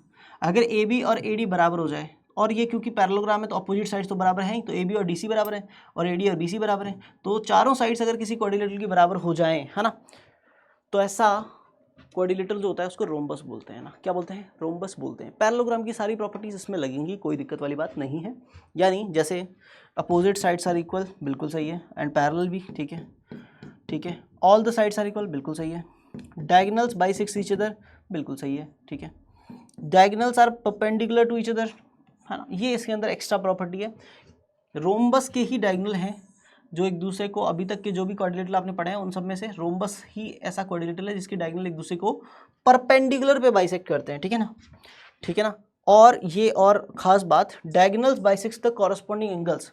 जहां से डायगोनल, आपने मान लो डायगोनल AC ज्वाइन किया है ना, तो वो वर्टेक्स A से भी आ रहा है और वर्टेक्स C से भी आ रहा है, तो ये इस एंगल को भी बाइसेक्ट करते हुए आएगा और इस एंगल को भी बाइसेक्ट करते हुए आएगा फॉर श्योर, ठीक है।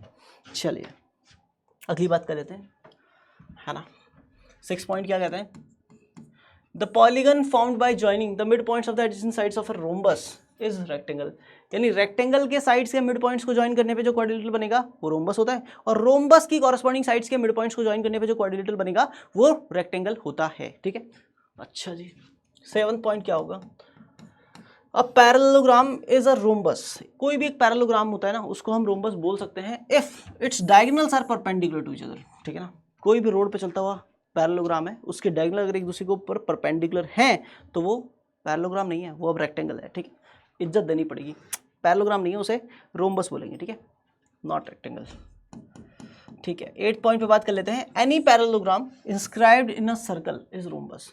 कोई भी पैरेललोग्राम जो कि सर्कल के अंदर इंस्क्राइब्ड किया जा सकता है, यानी अगर इसी पैरेललोग्राम के चारों वर्टिसेस से पास होने वाला अगर एक यूनिक सर्कल एग्जिस्ट करता है तो वो पैरेललोग्राम नहीं है, वो रोम्बस है ना।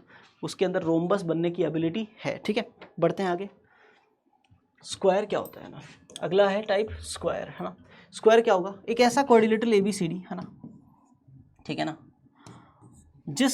जो बेसिकली एक ऐसा रोम्बस है जिसका कोई एक एंगल 90 का हो जाए ना, क्योंकि रोम्बस के चारों अपोजिट एंगल्स बराबर हैं, तो ये एंगल 90 तो ये भी 90 हो जाएगा, और एडजेसेंट एंगल्स का सम 180, तो ये 90 लेके बैठा है तो ये भी 90 लेगा, तभी दोनों का सम 180 होगा। तो अपोजिट एंगल बराबर तो ये एंगल भी 90। तो सिंपल सी भाषा में एक ऐसा क्वाड्रिलेटरल जिसके चारों साइड्स की लेंथ बराबर हो आपस में, चारों इंटीरियर एंगल्स की मेजरमेंट आपस में बराबर हो, उसको स्क्वायर बोलते हैं।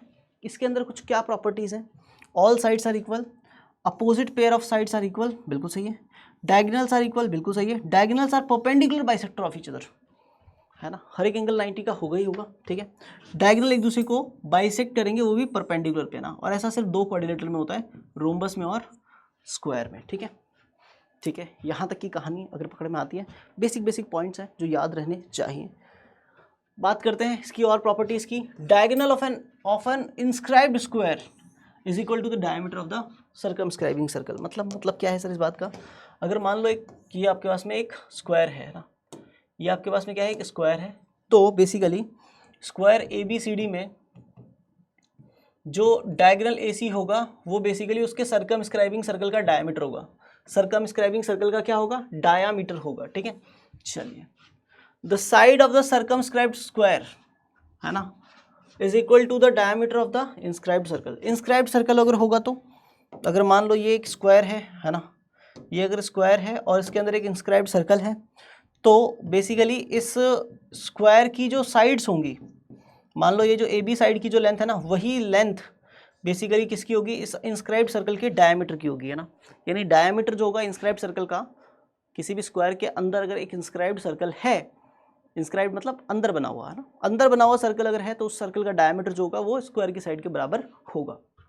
नेक्स्ट पॉइंट है the polygon formed by joining the mid points of the adjacent sides of a square is square. Square के साइड्स के मिड पॉइंट्स को ज्वाइन करें और उनको एक कॉन्जिक्यूटिव मैनर में ज्वाइन करने के बाद में जो क्वाड्रिलेटरल बनेगा वो क्या होगा, स्क्वायर ही होगा। स्क्वायर के साइड्स के मिड पॉइंट्स को ज्वाइन करने पर स्क्वायर ही बनेगा, है ना, ठीक है। Angles found by diagonal and a side of a square is equal to 45 degree. मान लो ये स्क्वायर है, ठीक है ना, तो इस स्क्वायर ABCD के जो डायगोनल AC और दोनों साइड्स के बीच का जो एंगल है ना, यहाँ पे और यहाँ पे, ये दोनों एंगल कितने कितने होंगे, 45 की, क्योंकि रोम्बस की सारी प्रॉपर्टीज इसमें एप्लीकेबल होंगी, है ना। रोम्बस क्या करता है, जिस भी वर्टेक्स से पास होता है ना, रोम्बस का डायगोनल जिस भी वर्टेक्स से पास होता है उस वर्टेक्स के एंगल को क्या करता है, बाइसेक्ट करता है। तो क्योंकि इसकी रोम्बस की प्रॉपर्टीज को ये फॉलो करेगा, स्क्वायर का हर एक एंगल 90 डिग्री का है, तो वो डिवाइड करते हुए आएगा हर एक एंगल को 45 दो इक्वल पार्ट्स में, ठीक है। Square is also rectangle, rhombus and parallelogram. Square जो है वो एक रेक्टेंगल भी है, रोम्बस भी है, पैरेललोग्राम है, इन सब की प्रॉपर्टीज को फुलफिल करता है। आओ जरा आगे, नेक्स्ट पॉइंट क्या है, काइट। काइट ये तो पढ़ा ही नहीं है ना, ये नहीं पढ़ा तो फिर क्या पढ़ा, है ना, कई बार इसमें भी क्वेश्चन देखने को मिला है ना। गिव मी 1 मिनट टाइम, तब तक काइट के बारे में पढ़िए, ठीक है।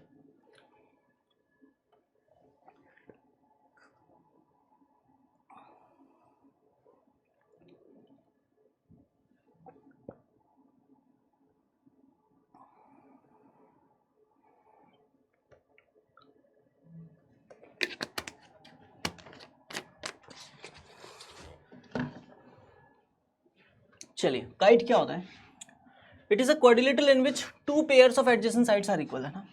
एडजेसेंट साइड्स के 2 पेयर AD और DC ये दोनों बराबर होंगे, और BA और BC ये दोनों भी आपस में क्या होंगे, लेंथ में बराबर होंगे, ठीक है, ठीक है। तो इसको काइट बोलेंगे, इस टाइप की को, क्वाड्रिलेटरल को। और इस क्वाड्रिलेटरल की क्या खास बात है, इसके जो 2 डायगोनल होंगे उनमें एक डायगोनल बड़ा और एक छोटा होगा, है ना।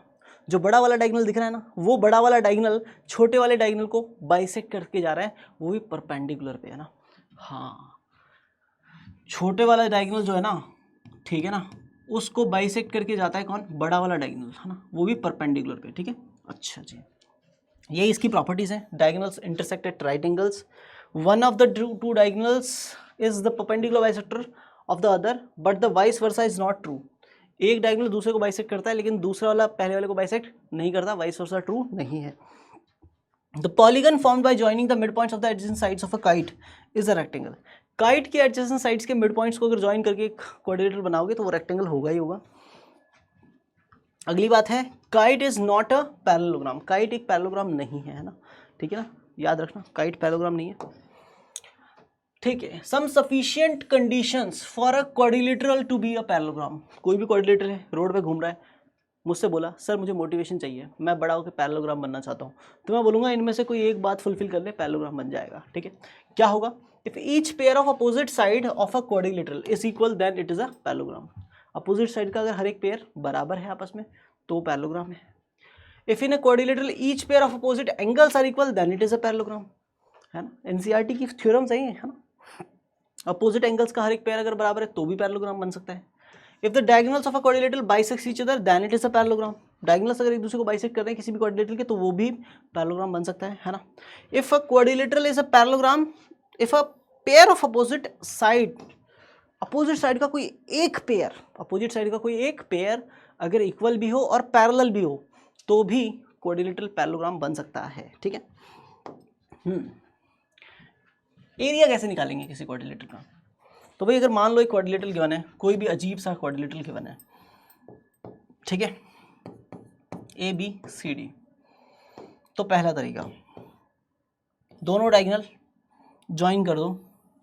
अगर पहले डायगोनल की लेंथ d1, दूसरे डायगोनल की लेंथ d2 और दोनों के बीच का एंगल जो है वो फाई है, तो एरिया निकालने का सबसे बढ़िया तरीका होता है half into d1 into d2 sine phi, है ना। ये कैसे आ रहा है? Half A B sine C, याद है ट्राइंगल का एरिया निकालने का तरीका, half A B sine C, है ना, बताया था अच्छे से, है ना, प्रैक्टिस सेशन में बताया था। ये बेसिकली इन चारों ट्राइंगल्स में हाफ ए बी साइन सी लगा के ऐड करने के बाद में ये रिजल्ट निकल के आया है। सोचना, विचार करना, बन जाएगा। एरिया ऑफ पैरेललोग्राम क्या होता है? पैरेललोग्राम का एरिया कैसे निकालेंगे? तो भाई पैरेललोग्राम का एरिया निकालने का तरीका है, देखो, अगर मैं इन दोनों को ज्वाइन कर दूं ए और डी को इस पैरेललोग्राम में ना, और मैं बोलूं कि पैरेललोग्राम का जो एरिया होगा half into base into height से इस ट्राइंगल का एरिया निकाल के डबल कर देते हैं। तो इस ट्राइंगल का एरिया कैसे निकालेंगे? बेस आपको ए पता है और हाइट जो है आपको पता है एच ऑफ ए है, तो आप क्या करोगे, half into A into H of A करोगे, फिर उसका डबल कर दोगे तो हाफ और 2 कट जाएगा, तो ए इंटू एच ऑफ ए पहला तरीका हो जाएगा एरिया निकालने का। अगर आपने ये बेस ना लेकर के ये वाला बेस लिया बी, तो उसके अलॉन्ग हाइट जो होगी उसको एच ऑफ बी बोलेंगे, तो एरिया है ना B into H of B भी लिख सकते हो। ठीक है। अच्छा, और कोई तरीका सर? और कोई तरीका ये है कि अगर मान ली parallelogram A B C D है, इसकी इस साइड की लेंथ है स्मॉल ए, इस साइड की लेंथ है स्मॉल बी, और दोनों साइड्स के बीच का एंगल है गामा, हाँ, तो हम ये बोलेंगे कि एरिया ऑफ पैरेललोग्राम जो होगा that is equal to A B sine gamma. ठीक है, ए बी साइन गामा। ये कैसे निकला? वैसे तो आपको पता ही है कि इन दोनों को ज्वाइन कर दूंगा तो ए बी डी ट्राइंगल का एरिया तो हो जाएगा half into A B sine C, यानी half A B sine gamma, और फिर इसका भी एरिया उतना ही होगा जितना इस ट्राइंगल का है, तो डबल करेंगे तो 2 और हाफ कट जाएगा, तो ए बी साइन गामा बच जाएगा। ठीक है, आगे की बात, if a parallelogram and a triangle are on the same base and lie between the same parallels. एक पैरेललोग्राम और एक ट्राइंगल सेम बेस पर हैं और सेम पैरेलल्स के बीच में लाई कर रहे हैं, ठीक है, तो ट्राइंगल और पैरेललोग्राम के एरिया के बीच में क्या रिलेशन होगा कि ट्राइंगल का एरिया जो होगा वो पैरेललोग्राम के एरिया के हाफ के बराबर होगा। और ठीक है ना, सेकेंड पॉइंट क्या है, also the parallelogram on the same base and between the same parallels. अगर दो पैरेललोग्राम है वो सेम बेस और सेम पैरेलल्स के बीच में, तो उनका एरिया बराबर होता है। कैसे कैसे कैसे सर? जैसे मान ले एक ये पैरेललोग्राम है ना, ए बी सी डी, और एक ट्राइंगल है ना ए पी बी, है ना, ठीक है, तो area triangle A P B जो होगा, क्योंकि दोनों सेम बेस ए बी पे हैं और सेम पैरेलल लाइंस के बीच में है, तो ए पी बी का जो एरिया होगा वो half of area A B C D के बराबर होगा, यानी ट्राइंगल का एरिया पैरेललोग्राम के एरिया का हाफ के बराबर होगा। ये पहली बात। दूसरी बात ये है कि अगर मान लो एक पैरेललोग्राम यहाँ पे गिवन है आपको और एक पैरेललोग्राम यहाँ पे गिवन है आपको, ना, ठीक है ना, ए बी सी डी एक पैरेललोग्राम है और एक है पी क्यू सी डी, ठीक है साहब, तो दोनों पैरेललोग्राम जो है वो सेम बेस और सेम पैरेलल्स के बीच में है, तो area A B C D जो होगा वो किसके बराबर होगा?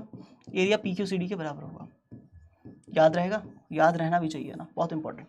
ठीक है, अगली बात, area of trapezium half into sum of parallel sides into distance between them, याद रहना चाहिए। एरिया ऑफ रोम्बस होता है half into product of diagonals, और पैरेललोग्राम का एरिया जो निकालने का फॉर्मूला था ए बी साइन गामा, वो लगेगा ही लगेगा, है ना, बेस इंटू हाइट लगेगा ही लगेगा, है ना। यहाँ पे ए बी साइन गामा लिखा हुआ है, product of the adjacent side into sine of the included angle. ठीक है, अच्छा जी, याद रखना पड़ेगा। अगली बात है area of square side into side होता है, एरिया ऑफ काइट होता है half into product of diagonals. ठीक है, वही रोम्बस वाला फॉर्मूला। ठीक है, अच्छा ये रोम्बस वाला फॉर्मूला है। वैसे ये half d1 into D two sine phi है ना, d1 into D two sine phi है ना, जो डायगोनल्स के बीच का एंगल होता है फाई। और अगर डायगोनल्स के बीच का एंगल, क्योंकि काइट के दोनों डायगोनल परपेंडिकुलर है, तो साइन ये जो फाई है, फाई का वैल्यू 90 डिग्री डालेंगे तो साइन 90 कितना हो जाएगा 1, इसलिए उसको हटा दिया, half d1 into D two ही रह गया, राइट। ये चीज़ें याद रखना, बहुत बेसिक बातें हैं। ठीक है, अगली बात, टेंजेंशियल क्वाड्रिलेटरल क्या होता है साहब? एक क्वाड्रिलेटरल को हम टेंजेंशियल बोलेंगे अगर उस कोऑर्डिनेटर के अंदर एक सर्कल फिट किया जा सकता है, जो सर्कल उस कोऑर्डिनेटर की चारों साइड्स को अंदर से टच करके जाए, है ना। अगर ए बी सी डी को मैं टेंजेंशियल कोऑर्डिनेटर बोलूँ तो there exist a circle such that it touches all the four sides, है ना, all the four sides of the coordinator, ठीक है। अच्छा, यानी कोऑर्डिनेटर की चारों साइड्स जो होनी चाहिए वो उस इंस्क्राइब्ड सर्कल की टेंजेंट्स होनी चाहिए, ठीक है, तभी हम कोऑर्डिनेटर को टेंजेंशियल बोलेंगे। अब कोई भी कोऑर्डिनेटर टेंजेंशियल कब होगा, जब वो पिटॉट्स थ्योरम को मतलब क्या करने देगा, सेटिस्फाई करेगा, है ना। पिटॉट्स थ्योरम क्या कहता है कि अगर मान लो एक coordinator A B C D given है ना, उसमें अगर A B plus C D यानी अपोजिट साइड्स की लेंथ का sum A B plus C D अगर बराबर हो जाए A D plus B C के ना, तो सिचुएशन में हम ये बोलेंगे कि ये कोऑर्डिनेटर जो है बेसिकली क्या है, टेंजेंशियल कोऑर्डिनेटर है। और इसका वाइस वर्सा ट्रू है, बिल्कुल ट्रू है ना। अगर किसी रैंडम कोऑर्डिनेटर में, है ना, एक सर्कल इंस्क्राइब किया जा सकता है तो A D plus B C A B plus C D के बराबर होना चाहिए, है ना। और अगर किसी रैंडम कोऑर्डिनेटर में A D plus B C बराबर है A B plus C D के, तो ये इंप्लाई करता है कि उसके अंदर एक सर्कल फिट किया जा सकता है, ठीक है, यानी वो टेंजेंशियल है, राइट। अच्छा, सर्कमस्क्राइब्ड रोम्बस थ्योरम क्या कहता है, अगर एक सर्कल इंस्क्राइब्ड है रोम्बस में, ठीक है ना, अगर किसी रोम्बस में एक सर्कल इंस्क्राइब्ड है तो क्या खास बात होगी, तो जो point of intersection of diagonals होगा वहीं पे उस सर्कल का सेंटर लाई करेगा, है ना, ठीक है ना। सर्कल का सेंटर कहाँ लाई करेगा, जहाँ पे रोम्बस के डायगोनल्स का पॉइंट ऑफ इंटरसेक्शन होगा, ठीक है। याद रखने वाले इंपॉर्टेंट पॉइंट्स हैं। साइक्लिक कोऑर्डिनेटर क्या होता है साहब, आओ थोड़ा, है ना, हीरो की एंट्री, है ना, हीरो की एंट्री, बहुत सारी बातें इस पर ऑलरेडी हो चुकी हैं, ठीक है। एक ऐसा कोऑर्डिनेटर जिसके चारों वर्टिसेस कहाँ पे लाई करते हैं, सर्कल के सर्कमफरेंस पे, है ना। सर्कल की बाउंड्री पे अगर चारों वर्टिसेस किसी कोऑर्डिनेटर के लाई कर रहे हैं तो उसको क्या बोलते हैं अपन, साइक्लिक कोऑर्डिनेटर बोलते हैं। क्या खास बात होती है, साइक्लिक कोऑर्डिनेटर के अपोजिट एंगल्स का सम, है ना, कितना होता है, 180 डिग्री होता है, ठीक है। दूसरी बात, if the sum of a pair of opposite angles of a random coordinator is 180 degree then it is cyclic, है ना। कोई भी रोड पे चल रहा है कोऑर्डिनेटर, उसके अपोजिट एंगल्स का सम 180 हो गया, एक पेयर ऑफ अपोजिट एंगल्स का सम 180 हुआ, मतलब वो कोऑर्डिनेटर साइक्लिक कोऑर्डिनेटर हो गया, ठीक है।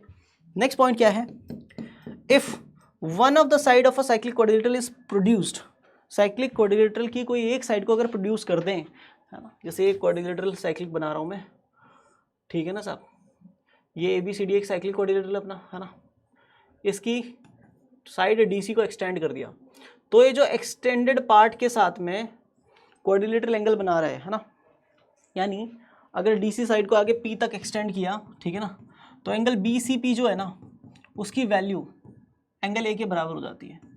अच्छा जी, है ना, हाँ, मतलब बेसिकली अगर हमने किसी भी साइक्लिक कोऑर्डिनेटर की किसी एक साइड को प्रोड्यूस किया तो एक्सटेंडेड पार्ट कोऑर्डिनेटर के साथ में एक एंगल बनाता है, वो एंगल जो होता है वो एक्सटीरियर एंगल बोलते हैं उसको, और वो इंटीरियर अपोजिट एंगल के बराबर होता है ना, यही बात लिखी हुई है यहाँ पे, है ना, इंटीरियर अपोजिट एंगल के बराबर होता है, ठीक है।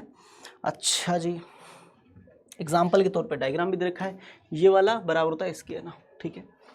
Every regular polygon including quadrilateral is cyclic, दुनिया का कोई भी रेगुलर पॉलीगन होगा वो हमेशा साइक्लिक होगा, ठीक है, ओके।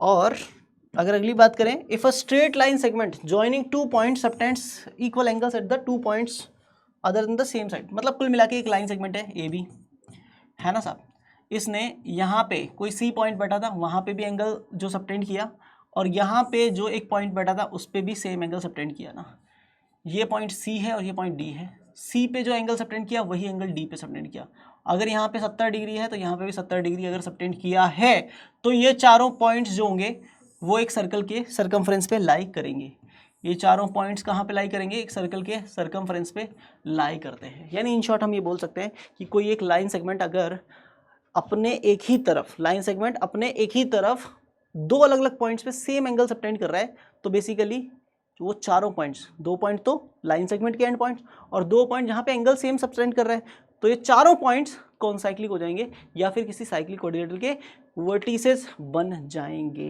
है ना। हाँ, ये पॉइंट बहुत इंपॉर्टेंट, ठीक है। नेक्स्ट पॉइंट क्या है, 6 point, if A B C D is a coordinator which is not cyclic, तो ये वाली बात हमेशा ट्रू रहती है ना, यानी किसी भी रैंडम कोऑर्डिनेटर के लिए आप हमेशा बोल सकते हो कि कोई भी एक रोड पे चल रहा है क्वाड्रिलेटरल, तो उसमें अपोजिट साइड्स का product A B into C D plus A D into B C है ना, ये जो होता है वो हमेशा ग्रेटर देन इक्वल टू होता है A C into B D.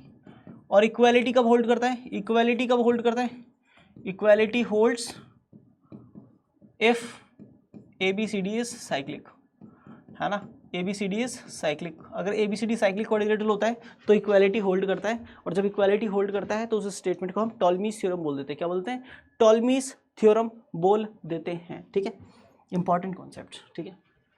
अगली बात है साइक्लिक क्वाड्रिलेटरल का एरिया, है ना, साइक्लिक क्वाड्रिलेटरल का एरिया, ठीक है। हाँ जी, साइक्लिक क्वाड्रिलेटरल का एरिया क्या होता है, अगर मान लो किसी भी सिचुएशन में एक साइक्लिक क्वाड्रिलेटरल आपको गिवन है ना, साइक्लिक क्वाड्रिलेटरल आपको गिवन है, ठीक है ना साहब, ए बी सी डी अगर आपको साइक्लिक क्वाड्रिलेटरल गिवन है, ये साइड का length small A, small B, small C, small D, तो हम निकालेंगे सेमी पेरीमीटर एस जो आएगा A plus B plus C plus D by 2, है ना, और फिर निकालेंगे एरिया। एरिया कैसे निकालेंगे, अंडर रूट में S minus A, S minus B, S minus C, S minus D. अरे ये तो हेरोन्स फॉर्मूला जैसा दिख रहा है, हेरोन्स फॉर्मूला जैसा नहीं दिख रहा है, ये ओरिजिनल है ना। इसी में अगर जो डी साइड है उसका लेंथ अगर मैं 0 कर दूँ तो हेरोन्स फॉर्मूला बन जाएगा ना, यानी क्वाड्रिलेटरल की अगर चौथी साइड 0 हो जाए तो 3 ही साइड रह जाएंगी, और डायग्राम जो ऐसे क्वाड्रिलेटरल जैसा बन रहा था ये पिचक जाएगा इधर से, तो एक ट्राइंगल बन जाएगा ना, ट्राइंगल बन जाएगा, तो उस ट्राइंगल का जो एरिया होगा वो हेरोन्स फॉर्मूला से कैलकुलेट किया जा सकता है, इस फॉर्मूले में डी का वैल्यू 0 करके, है ना। तो basically this is called Brahmagupta's formula, जिससे कहीं ना कहीं, है ना, हेरोन्स फॉर्मूला आप डी इक्वल टू 0 करके प्रूव कर सकते हो, ठीक है। नेक्स्ट स्टेटमेंट टॉलमीज थ्योरम क्या कहता है कि अगर कोई भी क्वाड्रिलेटरल गिवन है आपको, है ना, जो कि साइक्लिक है, तो उसमें अपोजिट साइड्स के पेयर्स का प्रोडक्ट, है ना, यानी A B into C D plus A D into B C, इन दोनों का जो सम होगा वो डायगोनल्स के प्रोडक्ट के बराबर होगा, ठीक है। दिस इज टॉलमीज थ्योरम, ठीक है। अच्छा जी, ठीक है साहब, बढ़ते हैं आगे, है ना, नेक्स्ट पॉइंट पे। नेक्स्ट पॉइंट क्या कहता है, in parallelogram A B C D the longer side is twice the shorter side. IUCAM 2021-22 का क्वेश्चन है। एक पैरेललोग्राम है ए बी सी डी, उसमें पैरेललोग्राम बना लिया, ठीक है। क्या कह रहा है पैरेललोग्राम में कि longer side is twice the shorter side, है ना। तो अगर मैं बोलता हूँ ए बी सी डी एक पैरेललोग्राम है और इसमें ए बी लॉन्गर साइड है और ए डी शॉर्टर साइड है, तो शॉर्टर साइड की लेंथ अगर मैं स्मॉल ए बोल देता हूँ तो लॉन्गर साइड की लेंथ 2a हो जाएगी, ठीक है। और जब भी ऐसा पैरेललोग्राम बने जिसमें शॉर्टर साइड की डबल लॉन्गर साइड होती है, तो हम क्या करते हैं, जनरली दोनों बड़ी वाली साइड जो होती है ना उनके मिड पॉइंट्स को मार्क कर देते हैं और ज्वाइन कर देते हैं ना, ज्वाइन कर दिया साहब। अब इससे क्या होगा, ये लेंथ भी ए हो जाएगा, ये लेंथ भी ए हो जाएगा, ये लेंथ भी ए हो जाएगा, ये लेंथ भी ए हो जाएगा, ये लेंथ भी ए हो जाएगा। और यहाँ से एक बात समझ में आती है, एक प्रॉपर्टी समझ में आती है ना, क्योंकि ये तीनों पैरेलल हैं, तो डेफिनेटली, है ना, डेफिनेटली अगर ये ए लेंथ का है, ये ए लेंथ का है, तो ये भी ए लेंथ का ही होगा। तो उस सिचुएशन में ये जो डायग्राम बनता है ये एक रोम्बस बन जाता है, और ये डायग्राम भी क्या बन जाता है, रोम्बस बन जाता है। रोम्बस के डायगोनल जहाँ से भी पास करते हैं एंगल को बाइसेक्ट करते हुए जाते हैं, बिल्कुल। तो रिवर्स क्वेश्चन है, क्वेश्चन कैसा है, रिवर्स क्वेश्चन है भाई, बहुत ध्यान से समझना। तो आपको ये पता चल गया कि कहीं ना कहीं अगर आप आगे चल के बोलते हो कि एंगल ए का बाइसेक्टर, तो आपको समझ में आ जाना चाहिए कि एंगल ए का बाइसेक्टर जहाँ भी काटेगा, है ना, और एंगल डी का बाइसेक्टर जहाँ भी काटेगा, है ना, एंगल डी का बाइसेक्टर जहाँ पे भी काटेगा, है ना, वो जो दोनों पॉइंट होंगे ना, वो पॉइंट ए और डी के साथ मिलके एक रोम्बस बनाएंगे, है ना, क्योंकि रोम्बस की ही प्रॉपर्टी है ना कि वो एंगल को बाइसेक्ट करते हुए जाता है, ये भी बाइसेक्ट करते हुए जा रहा है ना। तो बेसिकली आपको ये पता चल जाना चाहिए कि इसका बाइसेक्टर और इसका बाइसेक्टर रोम्बस बनाएंगे, एज इट इज़ इस एंगल का बाइसेक्टर और इस एंगल का बाइसेक्टर, है ना, वो दोनों भी क्या करेंगे, यहाँ पे एक रोम्बस बना लेंगे। तो आगे क्वेश्चन कहता है, let X Y Z W be the quadrilateral formed by the internal bisector of the angles of A B C D. A B C D के इंटरनल एंगल बाइसेक्टर्स जो होंगे ना, वो जैसे जैसे इंटरसेक्ट, जहाँ जहाँ इंटरसेक्ट करेंगे उससे एक क्वाड्रिलेटरल बनेगा, वो है एक्स वाई जेड डब्ल्यू।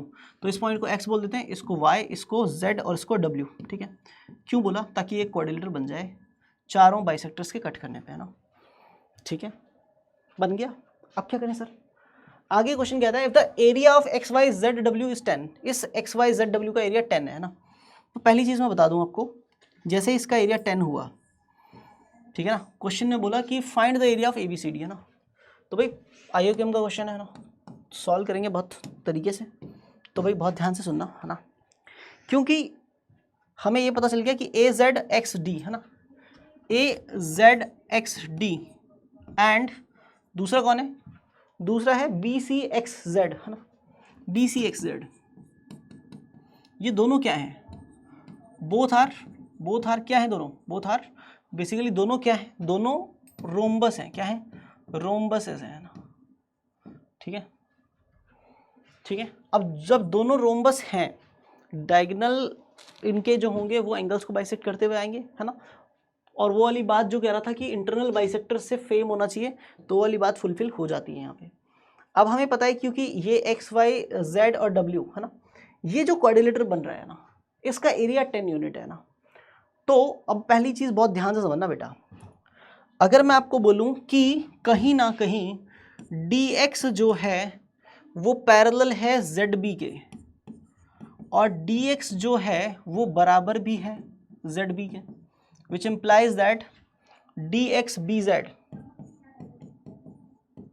है ना, DXBZ is a parallelogram।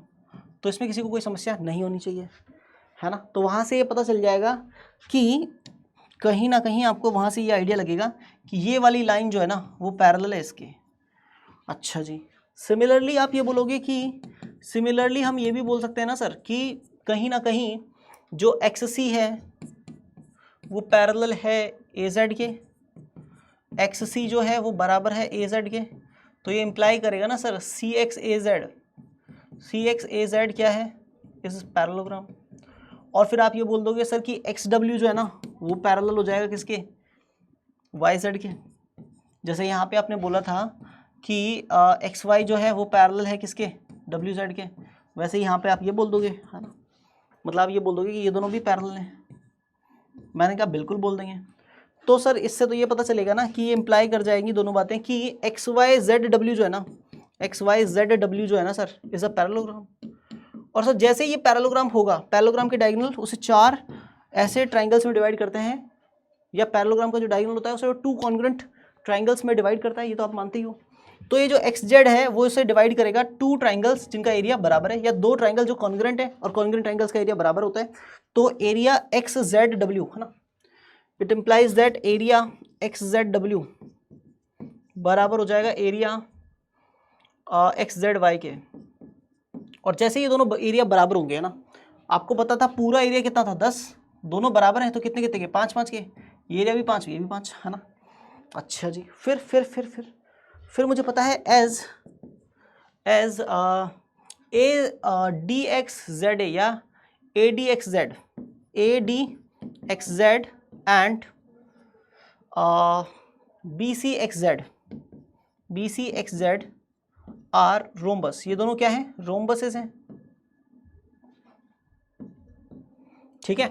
क्योंकि ये रोम्बसेस हैं तो डेफिनेटली हम ये बोल सकते हैं कि ये जो ट्राइंगल का एरिया है ना, ये इस रोम्बस का जो एरिया होगा, यानी ADXZ का जो एरिया होगा वो इस छोटे ट्राइंगल के एरिया के 4 गुना के बराबर होगा।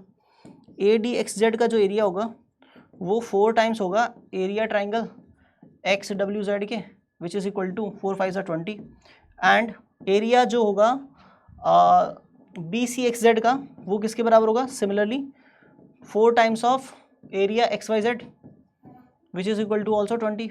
तो मुझे चाहिए था ABCD का एरिया ना, एरिया ABCD क्या हो जाएगा, दोनों रोम्बस का एरिया ऐड कर देंगे, एरिया ABCD क्या हो जाएगा, दोनों रोम्बस का एरिया ऐड कर देंगे, यानी 20 + 20 कितना हो जाएगा, 40 हो जाएगा। 40 is the correct answer for this problem, ठीक है। बहुत शानदार एरिया से रिलेटेड क्वेश्चन था, लेकिन प्रॉपर्टीज जो लग रही थी वो पैरेललोग्राम की लग रही थी। बहुत शानदार सवाल, है ना। बढ़ते हैं आगे, इस क्वेश्चन पे बात कर लेते हैं, है ना। ये 2021-22 का क्वेश्चन है ना। ABCD इज अ ट्रेपेजियम जिसमें AB पैरेलल है CD के ना, जो मैं बताता हूँ हमेशा, है ना, क्योंकि भर भर के सवाल आते हैं सब, है ना, भर भर के सवाल आते हैं, है ना, ट्रेपेजियम से रिलेटेड, है ना। AB पैरेलल CD है और AB equals to 3 times CD है ना, तो AB और इधर CD, ठीक है। अच्छा जी, तो कहता है कि AB पैरेलल CD के, और एक सेकेंड,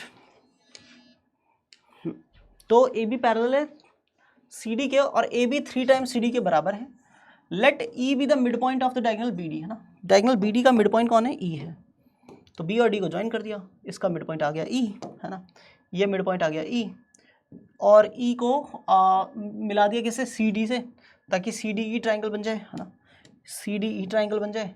आगे क्वेश्चन क्या कहता है कि जो area A B C D है, सोल्यूशन में एरिया जो ए बी सी डी है वो किसके बराबर है, वो n times area C D के बराबर है, ठीक है। What is the value of n, है ना, n का वैल्यू बताना है ना, ठीक है। अच्छा जी, तो भाई देखो, क्योंकि e मिड पॉइंट है किसका, बी डी का, है ना, बी डी का मिड पॉइंट है, तो बेसिकली सी क्या हो गई, सी मीडियन हो गई, है ना। मीडियन क्या करती है, ट्राइंगल को 2 इक्वल एरियाज वाले ट्राइंगल में डिवाइड करती है, तो इसका एरिया अगर x है तो इसका एरिया भी x हो जाएगा ना।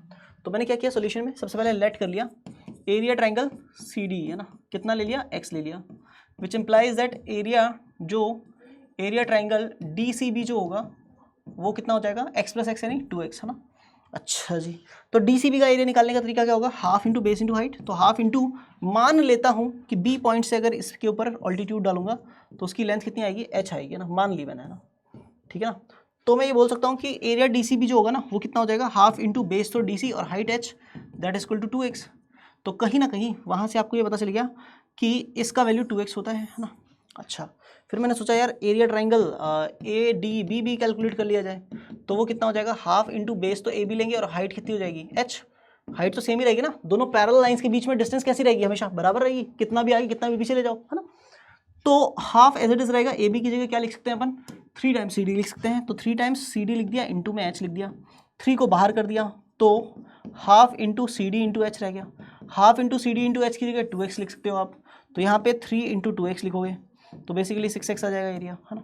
तो आपको पता चलेगा कि एरिया जो ए बी सी डी है पूरा क्वाड्रिलेटरल वो बेसिकली किसके बराबर है, n times area C D के बराबर है, ठीक है। अब आपको पता है n टाइम्स सी डी का एरिया x है और ए बी सी डी का एरिया कितना हो जाएगा, भाई देखो ये x था तो ये भी x हो गया था, और ए बी डी का एरिया कितना आया अभी, 6x आया, तो ultimately A B C D का पूरा एरिया कितना होगा, 6x प्लस x कितना हुआ, 8x, that is equal to nx, x उड़ा दिया तो n का वैल्यू कितना आ गया, 8 आ गया।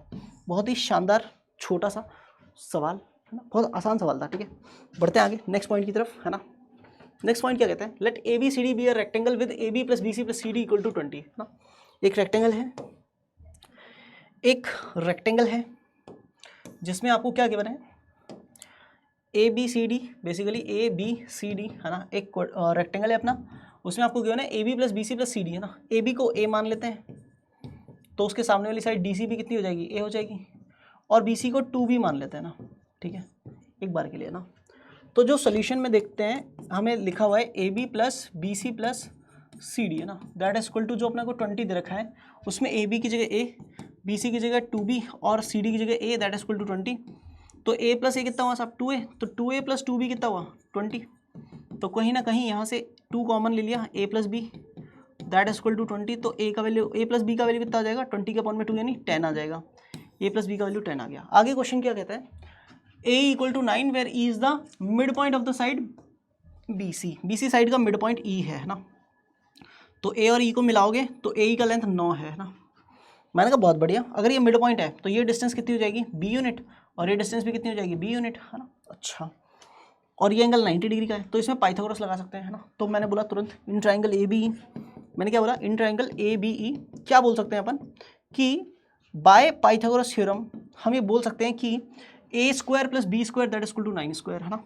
ए square plus B square that is equal to कितना होगा, 9 स्क्वायर हो जाएगा। अब क्या करें, अभी जो फर्स्ट इक्वेशन है उसके दोनों साइड्स का स्क्वायर कर दो, है ना। तो भाई a plus B equal to 10 जो लिखा हुआ है ना, दैट इज दोनों साइड का स्क्वायर कर दिया। क्यों कर दिया, क्योंकि मुझे चाहिए find the area of rectangle, है ना। मुझे क्वेश्चन ने कहा था find the area of rectangle, तो मैंने सोचा कि एरिया ऑफ रेक्टेंगल अगर निकालना है तो आप बताओ क्या करें, लेंथ इंटू ब्रेड्थ, क्या होता है area of rectangle, length into breadth. तो लेंथ कितनी है, लेंथ है 2b, ब्रेड्थ कितनी है a, तो 2b को a से मल्टीप्लाई करूंगा तो ये बेसिकली 2 इंटू ए बी हो जाएगा। अब मुझे ए बी का वैल्यू चाहिए, ए बी का वैल्यू चाहिए, कैसे निकालूं, ए प्लस बी का वैल्यू है A square plus B square है, तो क्या करूं, ए प्लस बी का होल स्क्वायर करूं, तो वहां से क्या होगा, A square plus B square plus 2ab आएगा, दैट इज इक्वल टू 10 का स्क्वायर 100 आएगा। ए स्क्वायर प्लस बी स्क्वायर की जगह 9 का स्क्वायर यानी 81 लिखूंगा, प्लस में 2ab that is equal to कितना होगा 100। तो 2ab का वैल्यू कितना आ जाएगा, 100 में से 81 माइनस होगा, कितना बचेगा 19। तो ये 2ab का जो वैल्यू 19 आया ना, ये 2ab का वैल्यू 19 उठा के 2ab की जगह यहाँ पे 19 लिखेंगे और बोलेंगे कि यही एरिया ऑफ रेक्टेंगल है। क्या ये बात समझ में आई? ऑफ कोर्स आई होगी, है ना। बढ़े आगे नेक्स्ट पॉइंट की तरफ, है ना। नेक्स्ट पॉइंट क्या कहता है? हाँ जी, नेक्स्ट ये शानदार सवाल, है ना। मैं चाहूँगा कि ये सवाल आप होमवर्क में करें, है ना। बहुत शानदार सवाल है, मैं चाहूँगा कि ये क्वेश्चन आप होमवर्क में करें। बहुत शानदार सवाल है IUCAM 2022 का, है ना, पेपर का बहुत अल्टीमेट सवाल। सोचें इसके बारे में कैसे किया जा सकता है इस सवाल को, है ना। बढ़ते हैं आगे। नेक्स्ट, हीरो की एंट्री, सर्कल्स, ठीक है। ये बहुत छोटा टॉपिक है, इसमें बहुत ज़्यादा डिटेल नहीं है, कुछ प्रॉपर्टीज़ हैं, बस ख़त्म। तो बेसिकली सर्कल होता क्या है, let me tell you. Basically circle क्या है, अगर मैं एक बात करूं, भाई क्या चक्कर है, 2 सर्कल एक साथ ड्रॉ हो रहे हैं ना ठीक है। तो बेसिकली एक फिक्स पॉइंट है ना, यहाँ पे O जो लिखा हुआ है, दिस इज फिक्स पॉइंट, है ना, फिक्स पॉइंट। एक फिक्स पॉइंट से कांस्टेंट डिस्टेंस पे, है ना, कांस्टेंट डिस्टेंस, है ना, कांस्टेंट डिस्टेंस पे जितने भी पॉइंट्स अवेलेबल हैं, एक फिक्स पॉइंट से कांस्टेंट डिस्टेंस पे जितने भी पॉइंट्स अवेलेबल हैं, उन सारे पॉइंट्स का कलेक्शन जो होता है basically that is called a circle, ठीक है। एक फिक्स पॉइंट से कांस्टेंट डिस्टेंस पे जितने भी सारे पॉइंट्स हैं, उन सारे पॉइंट्स का कलेक्शन, यानी अगर ये पॉइंट है तो यहाँ से अगर 10 सेंटीमीटर की डिस्टेंस पे जितने भी सारे पॉइंट्स होंगे, सारे पॉइंट्स का अगर कलेक्शन देखें, सारे पॉइंट जितने भी हैं उन सबको एक लाइन में लगा के और उनको अगर ऐसे एक पाथ बना दें, तो बेसिकली वो जो ये पाथ बनेगा ना, दिस इज कॉल्ड सर्कल, है ना। हाँ, ये जो बाउंड्री है ना, इसको सर्कल बोलते हैं। इसके बाहर जो है वो exterior part of the circle, इसके अंदर जो है वो interior part of the circle. ये जो बाउंड्री है उसकी लेंथ को मेजर करेंगे तो वो लेंथ हो जाएगी सर्कमफ्रेंस, ठीक है ना। ये फिक्स पॉइंट जो है इसको बोल देंगे सेंटर, ठीक है। ये जो कांस्टेंट डिस्टेंस है इसको बोल देंगे रेडियस, ठीक है। अच्छा जी सर, बहुत सारी बातें हो गई। फिर सर अगर बात ये हो ही गई कि a circle is a set of all points that are equidistant from a given fix point in the plane, this equidistant point is known as the center of the circle, और basically radius is the line segment from the center to the circle to a point on the circle। Centre से circle के ऊपर लाई करने वाले किसी भी point से जो डिस्टेंस होती है वो बेसिकली रेडियस होती है। कॉर्ड क्या होता है, अगर मान लो बेटा एक सर्कल है ना, सर्कल के जो बेसिकली बाउंड्री है उस पर 2 पॉइंट लाई कर रहे हैं A और B, है ना। तो ये दोनों पॉइंट A और B क्या करेंगे, इस पूरे सर्कल को 2 पार्ट्स में डिवाइड कर देंगे, है ना। ये वाला पार्ट और ये वाला पार्ट, ये दोनों पार्ट हैं, इनको बोलते हैं आर्क। क्या बोलते हैं, आर्क बोलते हैं, है ना। अगर सर्कल के सर्कमफ्रेंस पे लाई करने वाले कोई भी 2 पॉइंट्स को आपने मिला दिया, तो जो मिलाने वाला लाइन सेगमेंट है उस मिलाने वाले लाइन सेगमेंट को बोलते हैं कॉर्ड। क्या बोलते हैं, कॉर्ड बोलते हैं, ठीक है। और अगर ये कॉर्ड गलती से सर्कल के सेंटर से पास हो जाए तो उसको क्या बोलेंगे, उसको क्या बोल देते हैं, डायामीटर। क्या बोल देते हैं उसको, डायामीटर बोल देते हैं, ठीक है। अच्छा जी, और आर्क मैंने बता दिया आपको, ठीक है।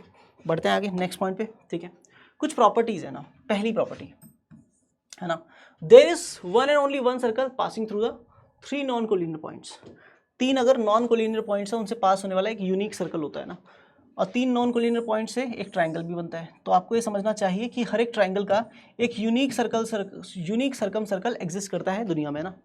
हर एक ट्राइंगल का एक सर्कम सर्कल एग्जिस्ट करता है ना, और एक ही सर्कम सर्कल होता है ना, एक ट्राइंगल का एक ही सर्कम सर्कल होगा। और इस बात के पीछे क्या है, क्योंकि 3 नॉन कोलिनियर पॉइंट से पास होने वाला एक सर्कल दुनिया में एग्जिस्ट करता है, ठीक है। दूसरी बात, किसी भी सर्कल की इक्वल कॉर्ड जो होती हैं वो सेंटर पे इक्वल एंगल सबटेंड करती हैं, है ना। यानी अगर मान लो एक सर्कल है ना, उसकी 2 कॉर्ड है AB और CD, है ना। तो दोनों कॉर्ड्स AB और CD सेंटर पे जो एंगल सबटेंड करेंगी वो एंगल तभी बराबर होगा जब दोनों कॉर्ड की लेंथ बराबर होगी ना। अगर दोनों कॉर्ड की लेंथ बराबर है तो ये दोनों एंगल बराबर होंगे, ठीक है। ये सेंटर है, ठीक है। और इसका कन्वर्स भी ट्रू है, बिल्कुल ट्रू है ना। अगर 2 रैंडम कॉर्ड्स हैं सेंटर पे बराबर एंगल सबटेंड कर रही हैं तो उनकी लेंथ बराबर होगी, ठीक है। This is the converse, right, ठीक है ना। 4th point, equal chords of a circle are equidistant from the centre. जो बराबर लेंथ वाली कॉर्ड होंगी उनकी सेंटर से डिस्टेंस बराबर रहेगी। इसका मतलब कि अगर एक सर्कल गिवन है, उसकी एक कॉर्ड है AB, ठीक है ना साहब, और एक कॉर्ड है CD, है ना। तो कॉर्ड AB की जो डिस्टेंस है, किसी भी सेंटर से अगर किसी भी कॉर्ड की डिस्टेंस देख रहे हो आप, तो कॉन्सेप्ट वही लगेगा, किसी पॉइंट की किसी लाइन से डिस्टेंस जो कि परपेंडिकुलर देखी जाती है। तो ये जो डिस्टेंस OM होगी, अगर वो ON के बराबर है तो हम बोलेंगे दोनों कॉर्ड की लेंथ बराबर हैं। अगर कॉर्ड इक्विडिस्टेंट हैं तो उनकी लेंथ बराबर होगी। अगर कॉर्ड लेंथ में बराबर हैं तो वो बेसिकली इक्विडिस्टेंट होंगे किससे, सेंटर से। दोनों बातें वाइस वर्सा ट्रू हैं, ठीक है। तो पहली बात यहाँ लिखी हुई है, दूसरी बात कन्वर्स वाली यहाँ पे लिखी हुई है ना, chords equidistant from the centre of the circle are equal in length, right. 6 point क्या कहता है, given any two chords of a circle, one which is nearer to the centre is greater in length than the other which is, जो थोड़ा ज़्यादा दूर है ना। तो अगर मान लो दो कॉर्ड है ए बी और सी डी है ना, अगर मैं बात करूं जैसे जैसे कॉर्ड सेंटर के पास आती जाएगी, यहाँ पे कोई कॉर्ड है तो उसकी सेंटर से डिस्टेंस ज़्यादा है ना। अगर एक कॉर्ड यहाँ आ गई जो कि सेंटर के पास आ गई तो उसकी लेंथ क्या होगी, ज़्यादा हो गई। तो समझने वाली बात है कि जो सर्कल की बड़ी कॉर्ड होगी वो सेंटर के ज़्यादा पास होगी, छोटी कॉर्ड सेंटर से उसके रेस्पेक्ट में थोड़ा ज़्यादा दूर होगी, ठीक है। बड़ी कॉर्ड सेंटर के ज़्यादा पास होगी, यानी chord which is nearer to the centre is greater in length, ठीक है। याद रखने वाली बात है। अगली बात क्या है, the perpendicular bisector of any chord, है ना, ठीक है ना, passes through the centre of the circle. Simple सी बात है कि अगर कोई भी कॉर्ड है आपकी, उसका परपेंडिकुलर बाइसेक्टर जो होगा वो हमेशा कहाँ से पास करेगा, सेंटर से पास करेगा ना, पहली बात। दूसरी बात, perpendicular from centre to the chord bisects the chord. अगर सर्कल के सेंटर से कॉर्ड के ऊपर परपेंडिकुलर ड्रॉ करोगे तो वो कॉर्ड को बाइसेक्ट करता है। इसका कन्वर्स भी ट्रू है कि the line joining mid point of a chord to the centre is always perpendicular to the chord, है ना। This is the third point, है ना। Next, the inscribed angle theorem क्या कहते हैं कि अगर एक सर्कल है ना, उसका कोई एक आर्क है ए बी, है ना, वो आर्क ए बी सेंटर पे जितना एंगल सबटेंड करेगा वो एंगल रिमेनिंग पार्ट पे सबटेंडेड एंगल का डबल होगा ना। रिमेनिंग पार्ट पे अगर मान लो x का एंगल सबटेंड किया है ना, तो सेंटर पे 2x सबटेंड करेगा, ठीक है। This is inscribed angle theorem कि angle subtended by an arc at the centre of the circle is double of the angle made by the same arc at the remaining part of the circle, ठीक है। याद रहनी चाहिए ये बातें, ठीक है। अगली बात, angle subtended by a chord in the same segment of the circle are equal, यानी एक अगर सर्कल है उसकी एक कॉर्ड है ना, ये कॉर्ड ए बी है, ये एक ही तरफ है ना, या तो इस सेगमेंट में या फिर नीचे वाले सेगमेंट में ना। तो अगर मैं ऊपर वाले सेगमेंट की बात करता हूँ तो सेम सेगमेंट में बनाए हुए एंगल एक ही कॉर्ड के बराबर होते हैं ना, ठीक है ना साहब, ठीक है ना साहब। अगर ये कॉर्ड ए बी इतने सारे एंगल बना रही है इधर, तो ये सारे एंगल की मेजरमेंट क्या होगी, आपस में बराबर होगी। ये एंगल जितने मेजरमेंट का होगा उतना ही ये होगा, उतना ही ये होगा, उतना ही ये होगा, उतना ही ये होगा। क्लियर, सारे एंगल आपस में बराबर होंगे क्योंकि सेम सेगमेंट वाले एंगल है ना, एक ही कॉर्ड के सेगमेंट में बने हुए सारे एंगल है, ठीक है। अच्छा जी, Thales semi circle inscribed angle theorem क्या कहती है ये कि कोई भी सिचुएशन में डायमीटर जो होता है ना, किसी भी सर्कल का जो डायमीटर होता है वो हमेशा कितना एंगल सबटेंड करता है, 90 डिग्री का एंगल सबटेंड करता है। किधर भी सबटेंड करवा लो आप, है ना, हमेशा 90 डिग्री का एंगल सबटेंड करेगा, ठीक है। और ये वही कंसेप्ट आ जाएगा क्योंकि रेक्टेंगल बनेगा ना सामने, है ना, क्योंकि ये भी डायगोनल का रोल करेगा। कौन सा डायगोनल का, रेक्टेंगल के डायगोनल का, ठीक है ना। हाँ चलिए नेक्स्ट पॉइंट पे बात कर लेते हैं, ठीक है।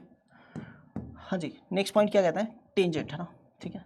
तो आपको ये समझने की ज़रूरत है, आप इस एज में आ गए हो कि अगर एक सर्कल आपको गिवन है ना, तो उस सर्कल को किसी एक पर्टिकुलर पॉइंट पे, किस सर्कल को किसी एक पर्टिकुलर पॉइंट पे टच करके जाने वाला लाइन सेगमेंट जो होगा उसे हम बोलते हैं टेंजेंट, ठीक है ना।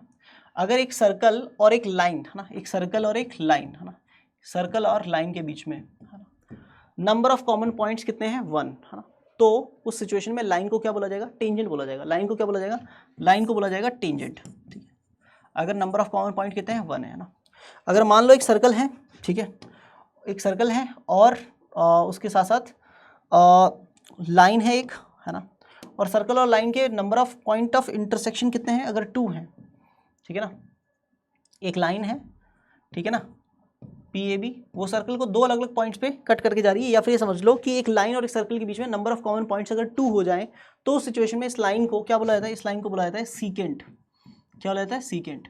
अगर नंबर ऑफ कॉमन पॉइंट 1 तो लाइन कहलाती है टेंजेंट, अगर नंबर ऑफ कॉमन पॉइंट्स 2 तो लाइन कहलाती है सीकेंट, है। अच्छा, क्या क्या खास बात है, टेंजेंट की लेंथ का मतलब क्या होता है।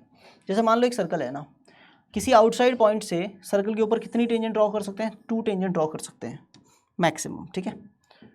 तो ये पी पॉइंट है, इससे इस सर्कल पे 2 टेंजेंट ड्रॉ किए ना, तो टेंजेंट की लेंथ का मतलब होता है कि जिस पॉइंट से आपने टेंजेंट ड्रॉ करना शुरू किया वहां से लेकर के जहां पे वो टेंजेंट सर्कल को टच कर रही है वहां तक की जो लेंथ होती है, this is length of tangent, this is length of tangent बोला जाता है, ठीक है।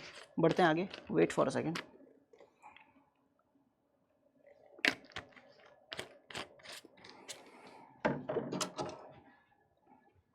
ठीक है। अगली बात, number of tangents to a circle, है ना। अगर एक सर्कल है, उसके बाहर कोई पॉइंट है, तो सर्कल के ऊपर कितनी टेंजेंट ड्रॉ हो सकती हैं? 2 टेंजेंट ड्रॉ हो सकती हैं, पी ए और पी बी, ठीक है। 2 टेंजेंट ड्रॉ हो सकती हैं आउटसाइड पॉइंट से, है ना। और इन दोनों की लेंथ आपस में क्या होती है? बराबर होती है।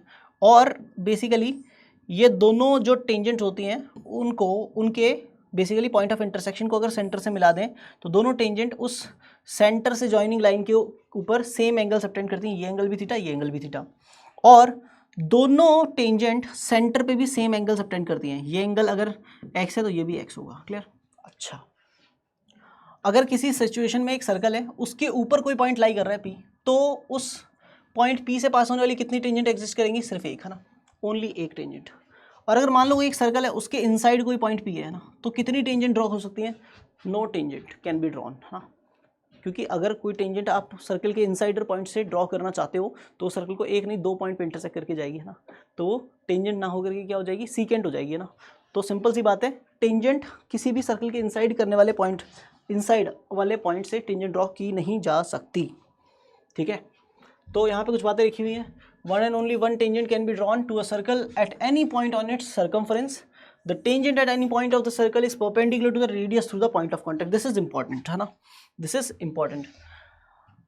सर्कल के किसी भी पॉइंट पे अगर आपने टेंजेंट ड्रॉ की है, उसको अगर आप सेंटर से मिलाओगे तो जो रेडियस बनेगी, है ना, जो ये रेडियस बनेगी, इस रेडियस को बोलते हैं पॉइंट ऑफ कॉन्टैक्ट वाली रेडियस, ना, radius at the point of contact, है ना।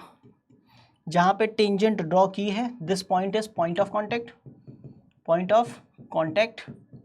और अगर उसको सेंटर से मिला दिया तो जो ये रेडियस बनेगी, दिस इज रेडियस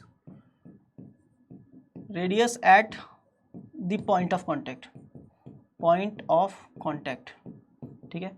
और ये पॉइंट ऑफ कॉन्टैक्ट वाली रेडियस की एक खास बात है, वो हमेशा रेडियस टेंजेंट के ऊपर परपेंडिकुलर होती है। टेंजेंट के ऊपर क्या होती है? परपेंडिकुलर होती ही होती है, ठीक है। अच्छा जी, क्या लिखा हुआ है आगे? अगर 2 टेंजेंट्स ड्रॉ की हैं तो उनकी लेंथ बराबर होगी, वो सेंटर पे सेम एंगल सबटेंड करेंगे, और उन दोनों के बीच वाला एंगल जो है वो बाइसेक्ट होगा, straight line joining the exterior point two the centre. Centre से एक्सटीरियर पॉइंट को ज्वाइन करोगे, वो लाइन टेंजेंट के बीच वाले एंगल को बाइसेक्ट करती है, यानी दोनों बराबर एंगल होंगे, ठीक है। If 2 circle touch one another then the point of contact lies on the straight line joining their centre. इसका मतलब क्या है? अगर मान लो बेटा 2 सर्कल है ना, एक सर्कल ये है, एक सर्कल ये है। 2 सर्कल चाहे अंदर से टच करें और चाहे बाहर से टच करें, चाहे ऐसा हो चाहे ऐसा हो, है ना, ठीक है ना। 2 सर्कल चाहे अंदर से टच करें या बाहर से टच करें ना, ठीक है ना। जब 2 सर्कल टच करते हैं ना बेटा, तो उनका पॉइंट ऑफ कॉन्टैक्ट जो होता है ना, वो उन दोनों सर्कल के सेंटर्स को ज्वाइन करने वाले लाइन सेगमेंट के ऊपर लाई करता है ना।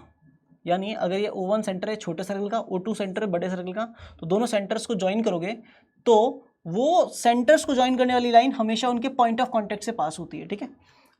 चाहे आप ऐसे देख लो चाहे ऐसे देख लो, यहाँ पे अगर एक सर्कल है उसका सेंटर O1 है, यहाँ पे अगर O2 है सेंटर, दोनों को ज्वाइन करने वाला जो लाइन सेगमेंट होगा उसी के ऊपर उनका पॉइंट ऑफ कॉन्टैक्ट P लाई करेगा हमेशा। दिस इज मतलब याद रखने वाली बात है ना। टचिंग सर्कल से रिलेटेड प्रॉब्लम आती रहती है ओलंपियाड में, ठीक है। अगली बात क्या है? ऑल्टरनेट सेगमेंट थ्योरम, है ना। ऑल्टरनेट सेगमेंट थ्योरम क्या होती है? बहुत अमेजिंग थ्योरम है, बहुत ध्यान से समझिएगा। एक सर्कल है, एक सर्कल है ना, और उस सर्कल की एक कॉर्ड है, सॉरी टेंजेंट है, और सर्कल की जो टेंजेंट है बेसिकली उस टेंजेंट का एक पॉइंट ऑफ कॉन्टैक्ट है ना, लेट्स से ए, ये अपनी एक टेंजेंट है, उस टेंजेंट का जो पॉइंट ऑफ कॉन्टैक्ट है वहाँ से एक कॉर्ड पास हो रही है। क्या पास हो रही है? कॉर्ड पास हो रही है ना, कॉर्ड का नाम है AB। तो बेसिकली अल्टरनेट सेगमेंट थ्योरम कहती है कि जब भी एक सर्कल की एक टेंजेंट के पॉइंट ऑफ कॉन्टैक्ट से, है ना, एक कॉर्ड जारी होती है, तो कॉर्ड और टेंजेंट के बीच में 2 टाइप के एंगल बनेंगे। कौन सा? एक छोटा एंगल, एक बड़ा एंगल। अभी पहले छोटे एंगल की बात कर लेते हैं। जो छोटा एंगल होता है ना, वो बड़े वाले सेगमेंट में बनने वाले किसी भी एंगल के बराबर होता है। अगर ये थीटा है तो ये भी थीटा होगा, है ना। छोटा वाला एंगल बड़े वाले सेगमेंट में बनने वाले किसी भी एंगल के बराबर होता है। अच्छा सर, मान गए आपकी बात। और जो बड़ा एंगल होता है वो छोटे वाले सेगमेंट में बनने वाले किसी भी एंगल के बराबर होता है। अगर ये फाई है तो ये भी फाई होगा। होप सो आपको ये बात समझ में आई होगी। दिस इज बेसिकली क्या बोलेंगे इसको? Alternate segment theorem. इंपॉर्टेंट है, ठीक है। अगली बात, कॉमन टेंजेंट, है ना। 2 सर्कल्स हैं, है ना, जैसे कॉमन फ्रेंड होगा वैसे ही कॉमन टेंजेंट। 2 सर्कल्स हैं, उनके बेसिकली अगर हम कॉमन टेंजेंट ड्रॉ करें तो मतलब कॉमन टेंजेंट का मतलब क्या होगा, वो टेंजेंट जो दोनों सर्कल को टच करके जाए ना, या वो लाइन जो दो सर्कल को टच करके जाती है, वो लाइन को हम बोलते हैं दोनों सर्कल्स का कॉमन टेंजेंट। कॉमन टेंजेंट कितनी प्रकार की होती हैं, दो प्रकार की होती हैं। पहली डायरेक्ट कॉमन टेंजेंट है ना, डायरेक्ट कॉमन टेंजेंट मतलब वो कॉमन टेंजेंट जो दोनों सर्कल के जो सेंटर्स को ज्वाइन करने वाली लाइन ना उसके एक तरफ होती है ना, मतलब दोनों सर्कल्स को दोनों के सेंटर के एक ही तरफ से टच करके जो टेंजेंट्स जाती हैं, है ना, या तो ऊपर से टच करके चली जाए या नीचे से टच करके चली जाए, ऐसी टेंजेंट्स को डायरेक्ट कॉमन टेंजेंट बोलते हैं, डायरेक्ट जाती हैं दोनों ना। अच्छा, और दूसरी टेंजेंट कौन सी होती है, दूसरी टेंजेंट कुछ ऐसी होती है ना, एक ये और एक ये, ठीक है, ठीक है ना साहब, दूसरी ये वाली टेंजेंट, ठीक है।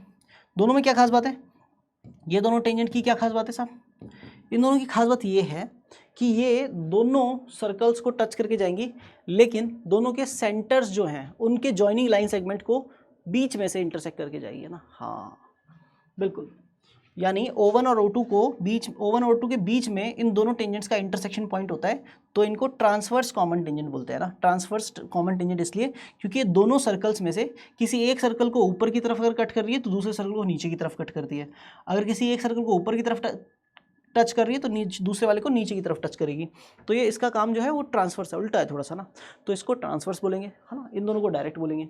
तो बेसिकली डायरेक्ट कॉमन टेंजेंट और ट्रांसवर्स कॉमन टेंजेंट दो चीज़ें होती हैं दुनिया में, है ना। अच्छा जी, ठीक है, तो क्या खास बात है, अगर इस सर्कल की रेडियस R1 इस सर्कल की रेडियस R2 है, तो दोनों जो डायरेक्ट कॉमन टेंजेंट हैं वो सेंटर्स को ज्वाइन करने वाले लाइन सेगमेंट को अगर मान लो इस पॉइंट पे इंटरसेक्ट कर रहे हैं, है ना, तो बेसिकली दोनों डायरेक्ट कॉमन टेंजेंट्स का पॉइंट ऑफ इंटरसेक्शन, है ना, दोनों सर्कल के सेंटर्स को ज्वाइन करने वाले लाइन सेगमेंट को एक्सटर्नली कौन से रेशियो में डिवाइड करेगा, रेडियस के रेशियो में डिवाइड करेगा। अगर मान लो ये P पॉइंट है ना, तो मैं बोलूँगा कि जो PO1 और PO2 का जो रेशियो होगा ना वो बराबर होगा R1 और R2 के रेशियो के, ठीक है। और अगर transverse common tangent Q points पे इंटरसेक्ट कर रही है दोनों सर्कल्स को, दोनों सर्कल्स के सेंटर्स को ज्वाइन करने वाले लाइन सेगमेंट को, तो डेफिनेटली जो QO1 और QO2 का जो रेशियो होगा वो रेशियो किसके बराबर होगा, वो रेशियो भी R1 और R2 के बराबर, रेशियो के बराबर होगा, ठीक है। हाँ, बस ये एक्सटर्नली कट करता है और वो इंटरनली कट करता है, ठीक है। अच्छा जी, दोनों बातें मैंने कवर कर दी है ना, ठीक है साहब। चलिए अगली बात कर लेते हैं। अगली बात क्या है, बहुत शाबाश, है ना, कुछ क्वेश्चंस हैं उन पे बात करेंगे, है ना। पहला क्वेश्चन, ठीक है, पहला क्वेश्चन मतलब पहले भी क्वेश्चन करा चुका हूँ। A circle of radius 1 is tangent to circle of radius 2। एक सर्कल है रेडियस 1 का, एक सर्कल है रेडियस 2 का, दोनों एक दूसरे को टेंजेंट है यहाँ पे। The sides of the triangle ABC are tangents to the circle shown and the sides AB and AC are congruent, है ना। AB और AC की लेंथ बराबर है और BC साइड बेसिकली बड़े वाले सर्कल को टच कर रही है, ठीक है, और AB और AC दोनों सर्कल्स को टच कर रही है।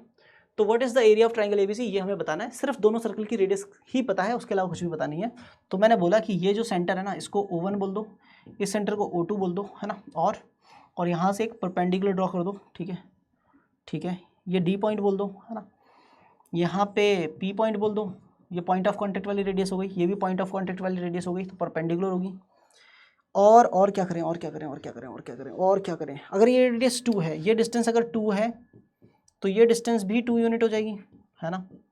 अच्छा जी, ये डिस्टेंस भी 1 यूनिट हो जाएगी, बिल्कुल सही है सर, है ना। अच्छा जी, तो क्या करें, O1P कितना हो जाएगा 1 और O2Q कितना हो जाएगा 2 यूनिट। तो क्या करें, हमें एरिया ऑफ ट्राइंगल ABC चाहिए। तो सॉल्यूशन में क्या किया, मैंने बोला कि ट्राइंगल APO1 जो है ना वो सिमिलर है AQO2 के, AQO2 के सिमिलर है ना। जब दो ट्राइंगल सिमिलर होते हैं, है ना, तो दोनों के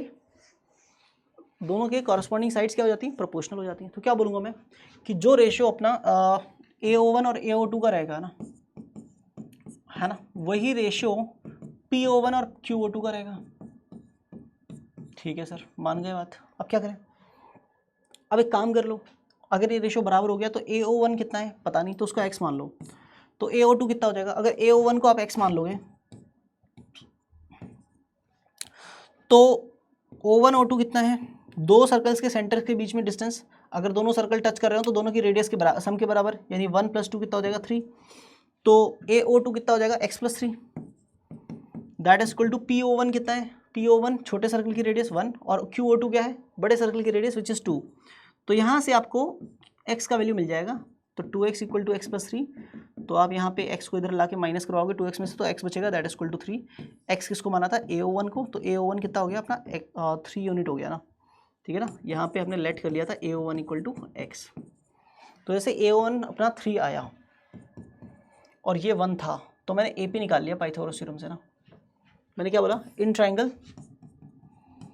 APO1 बाय पाइथागोरस थ्योरम मैं ये बोल सकता हूँ कि जो AP रहेगा ना वो होगा अंडर रूट में हाइपोटेनस स्क्वायर यानी 3 का स्क्वायर माइनस परपेंडिकुलर यानी 1 का स्क्वायर 1, तो 3 का स्क्वायर 9 - 1 8, तो 8 को लिख देंगे 2√2 है ना, तो ये डिस्टेंस 2√2 आ गया। अच्छा जी, अब क्या करूँ, अब क्या करें, तो अब क्या करो, ये बोल दो कि दो ट्राइंगल और सिमिलर हैं, कौन कौन से, APO1 जो ट्राइंगल है वो सिमिलर है ADC ट्राइंगल के। कैसे भाई, एक एक एंगल तो 90 का हो गया है ना, और एंगल ए कॉमन हो गए दोनों ट्राइंगल में, तो दोनों ट्राइंगल सिमिलर हो गए।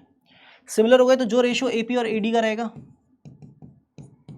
वही रेशियो PO1 और DC का रहेगा, है ना।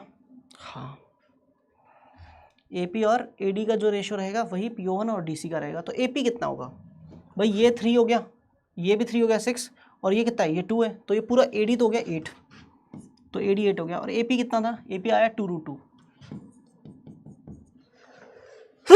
सॉरी माफ करना। PO1 कितना है, PO1 है 1 यूनिट, DC कितना है, DC पता नहीं, ठीक है, तो DC as it is, cross multiply किया तो पता चला DC इधर आएगा, इधर 8 के अपॉन में 2√2 आ जाएगा, जो कि कैंसिल होकर 2√2 ही बन जाएगा ना। और जैसे DC 2√2 आया तो मुझे पता है कि डायग्राम इसके अबाउट पूरा सिमेट्रिकल है, जैसा उधर है वैसा इधर है, तो DC अगर आपका 2√2 आया ना तो आप समझदार हो, आप जानते हो कि ये भी 2√2 ही होगा, तो आप पता है साधारण भाषा में बोलोगे कि एरिया ट्राइंगल ABC अगर निकालना है तो half into base into height कर देंगे, तो हाफ इंटू बेस BC कर देंगे, हाइट AD कर देंगे ना। तो sir half into base BC की जगह क्या करेंगे, 2√2 का डबल यानी 4√2, और AD की जगह पे क्या करेंगे 8 जो भी निकाला था, है ना, तो 2 से 4 को 2 टाइम्स, तो ये 8 × 16 √2 आ जाएगा। This is the correct answer for this problem. Hope so आपको समझ में आया होगा, AMC 2006 का सवाल था, ठीक है। अच्छा जी, ये क्वेश्चन मैं आपको होमवर्क दूंगा, सजेस्ट करूंगा, give it a try at your home, है ना। आसान सवाल है ना, फेमस क्वेश्चन है, और पाइथागोरस थ्योरम का यूज़ है, बस और कुछ नहीं है ना। टचिंग सर्कल्स की प्रॉपर्टीज़ जो बताई हैं उन्हीं का यूज़ होगा, दिमाग लगाएं सॉल्व करें, ठीक है। आओ ज़रा इस पर बात कर लेते हैं, है ना। ये क्वेश्चन क्या कह रहा है, क्वेश्चन कह रहा है अ quadrilateral is inscribed in a circle जिसका रेडियस है 200√2, है ना, ठीक है ना, यानी OA 200√2, ठीक है, एज इट इज OD भी उतना, OB भी उतना, OC भी उतना, है ना। 3 sides of this quadrilateral have length 200, है ना। इस क्वाड्रिलेटर की 3 साइड्स का लेंथ 200 200 200 है, ये 200 है, ये भी 200 है, और ये भी 200 है, ठीक है सर, मान गए आपकी बात। What is the length of the fourth side, हमें AD का लेंथ चाहिए ना, AD का लेंथ चाहिए, AD का लेंथ चाहिए, कैसे निकालें, बहुत ध्यान से सुनना, ठीक है। सबसे पहला काम क्या किया कि थोड़ा सा दिमाग लगाया ना, थोड़ा सा दिमाग क्या लगाया, हमने ये बोला कि अगर ये एंगल थीटा है ना, ये एंगल अगर थीटा है तो ये एंगल भी थीटा हो जाएगा और ये एंगल भी थीटा हो जाएगा। पूछो क्यों, क्योंकि तीनों कॉर्ड्स AB BC CD तीनों कॉर्ड्स बराबर है। सोल्यूशन में लिखेंगे तीनों कॉर्ड्स AB BC CD तीनों बराबर हैं, तो तीनों के आर्क भी बराबर होंगे और कॉरस्पॉन्डिंग एंगल भी बराबर होंगे, तो ये भी थीटा, ये भी थीटा और ये भी थीटा। फिर मैंने बोला कि एंगल BOD जो है, एंगल BOD जो है ना, वो कितना है 2 थीटा है, तो BAD एंगल क्या होगा, एंगल BAD क्या होगा, ध्यान से सुनना साहब, ध्यान से सुनना। ये जो एंगल है ना साहब BAD, ये इस आर्क ने बनाया है ना, ये वाला एंगल इस आर्क ने बनाया है, और इस आर्क ने सेंटर पे जो एंगल सबटेंड किया है वो कितना है 2 थीटा है, तो रिमेनिंग पार्ट पे उसका हाफ बनाएगा, यानी कितना बनाएगा थीटा बनाएगा, है ना। हाँ, जे बात क्या बोला मैंने कि एंगल BAD जो है वो that is equal to half of angle BOD, that is equal to half of 2 theta, that is equal to theta. तो ये एंगल थीटा हो गया। अच्छा, ये एंगल थीटा हो गया। तो मैंने ये बोला उसके बाद कि दो ट्राइंगल सिमिलर हैं सर हमारे, कौन कौन से, कि A B E triangle, triangle A B E similar है ट्राइंगल ओ बी ए के, है ना। देखो ओ बी ए में एक एंगल थीटा और एक एंगल बी, और ए बी ई में भी एक एंगल थीटा एक एंगल बी, तो दोनों ट्राइंगल क्या हो गए, सिमिलर हो गए। अब जब दो ट्राइंगल सिमिलर हो जाते हैं तो कॉरस्पॉन्डिंग साइड्स का रेशियो प्रोपोर्शनल हो जाता है ना चाहते हुए भी, है ना। तो जो रेशियो ए बी और ओ बी का रहेगा, है ना, वही रेशियो बी ई और ए बी का रहेगा, वही रेशियो ए ई और ओ ए का रहेगा। ठीक है सर, वैल्यूज पुट कर दो। ए बी कितना है, ए बी है 200, ओ बी कितना है 200√2, रेडियस है ना, और बी कितना है पता नहीं, ए बी कितना है 200, और ए कितना है पता नहीं, ओ ए कितना है 200√2। तो पहले क्या किया ना, 200 से 200 उड़ा दिया। फिर अगर बी निकालना है तो आप 200 को इधर फेंकोगे तो 200 अपॉन में √2 आएगा, विच इज़ 100√2। तो बी का लेंथ तो 100√2 आ जाएगा। अगर इसको और इसको बराबर करोगे तो क्या होगा, तो आप लिखोगे कि ए ई अपॉन में 200√2 दैट इज इक्वल टू 1/√2। तो √2 से √2 उड़ाओगे तो ए ई का वैल्यू कितना आ जाएगा, 200 आ जाएगा। ठीक है ना। तो भाई देखो कुछ चीज़ें समझ में आएंगी कि ए से ई का लेंथ तो कितना हो गया, 200 हो गया, पहली बात। दूसरी बात ये कि जो बी से ई तक का लेंथ है ना वो 100√2 है ना। बी से ई तक का जो लेंथ है, यानी ये वाला जो लेंथ है ना साहब, ये 100√2 है ना, ये 100√2 है। अच्छा, यहाँ से एक बात और समझ में आएगी, जैसे ये डिस्टेंस 100√2 हुआ, आपको पता था पूरा रेडियस कितना है 200√2, और ये उसका हाफ है 100√2, मतलब ये इंप्लाई करता है कि E is mid point of O B, है ना। It implies that E is mid point of O B. ठीक है। देन सिमिलरली आप ये भी बोल सकते हो बेटा कि कहीं ना कहीं अगर ई मिड पॉइंट है ओ बी का, तो एफ भी मिड पॉइंट होगा किसका, ओ सी का। F is also mid point of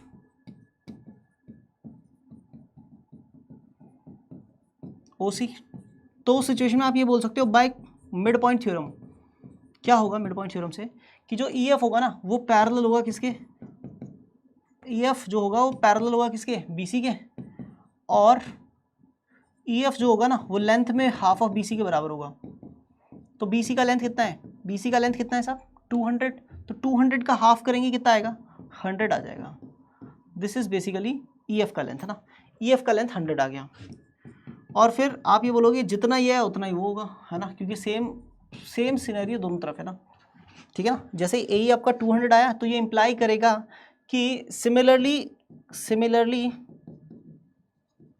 जो एफ डी है वो भी कितना होगा 200 होगा। ठीक है ना साहब।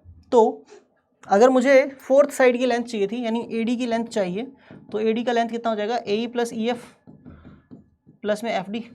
तो ए ई हो गया 200, ई एफ हो गया 100, एफ डी हो गया 200, सब मिला के 500। तो 500 क्या हो गया, इस क्वेश्चन का आंसर हो गया। होप सो आपको समझ में आया होगा। बहुत ही शानदार, अल्टीमेट, बेहतरीन सवाल। ठीक है, चलिए अब बात करते हैं, विदा लेते हैं। ये क्वेश्चन एक होमवर्क में करें आप, AIME का क्वेश्चन है ना, ये भी अच्छा कॉन्सेप्ट बिल्ड करके जाएगा। सिमिलैरिटी यूज़ होगी वैरायटी के साथ। AIME 2022 का लेटेस्ट ही सवाल है, ज़्यादा पुराना नहीं है ना। ये ट्राई करें आप लोग। और आज के लिए मेरी तरफ से इतना ही।